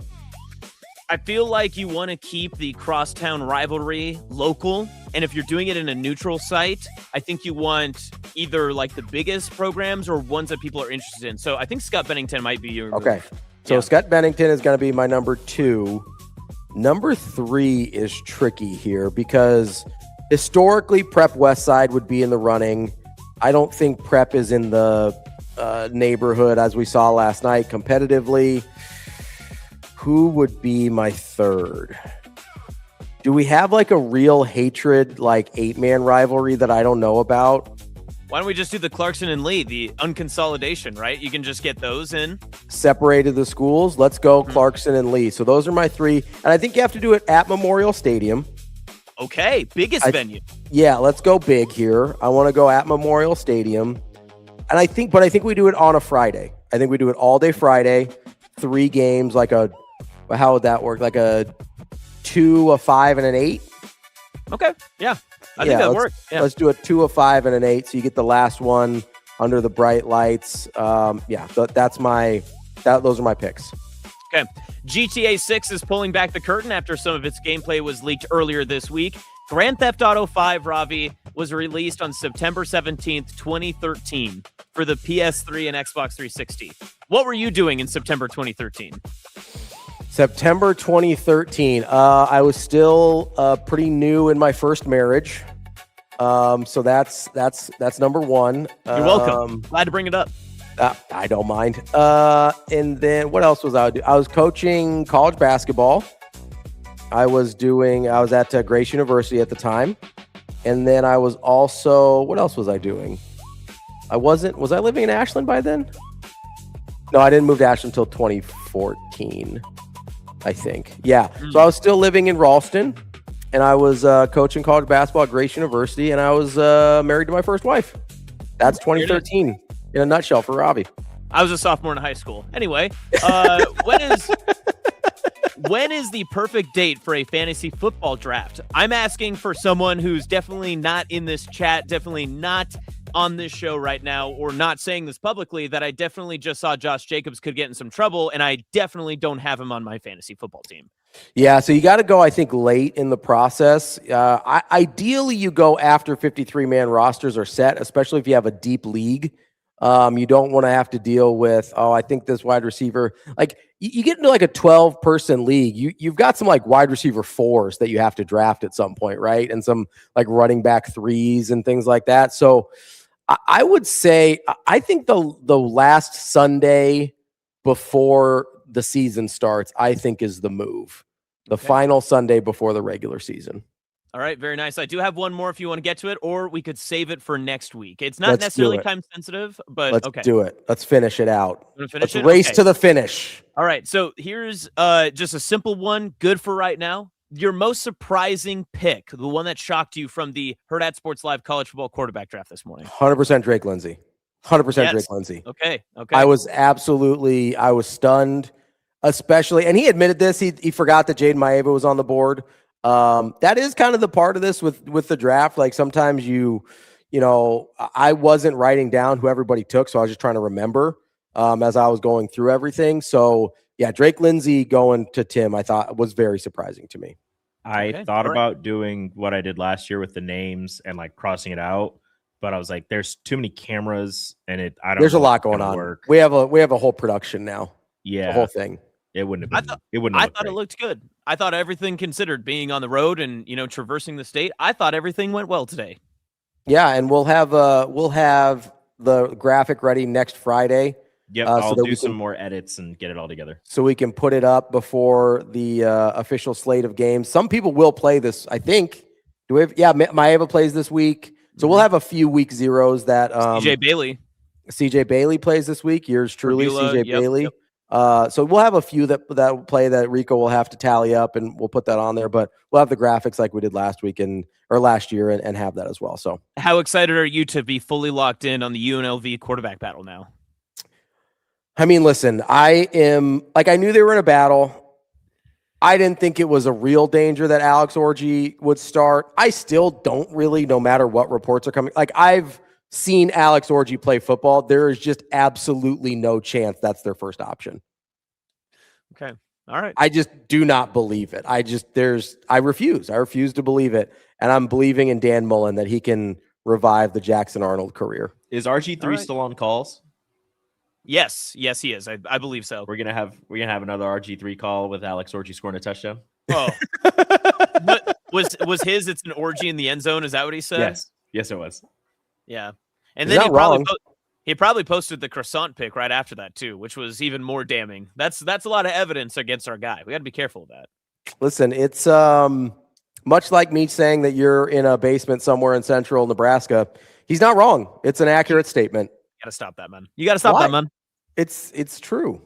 That's fair. All right. Are you not in a basement in central Nebraska? Are you not entertained?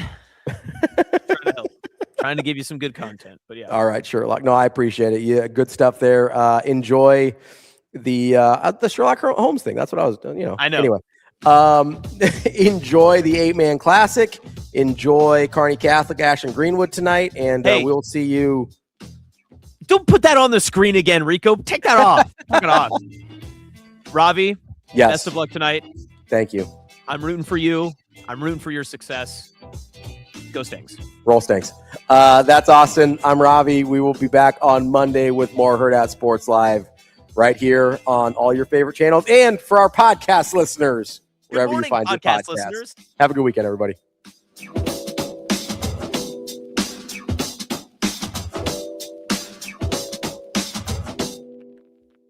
See you. Have a good day. Love you.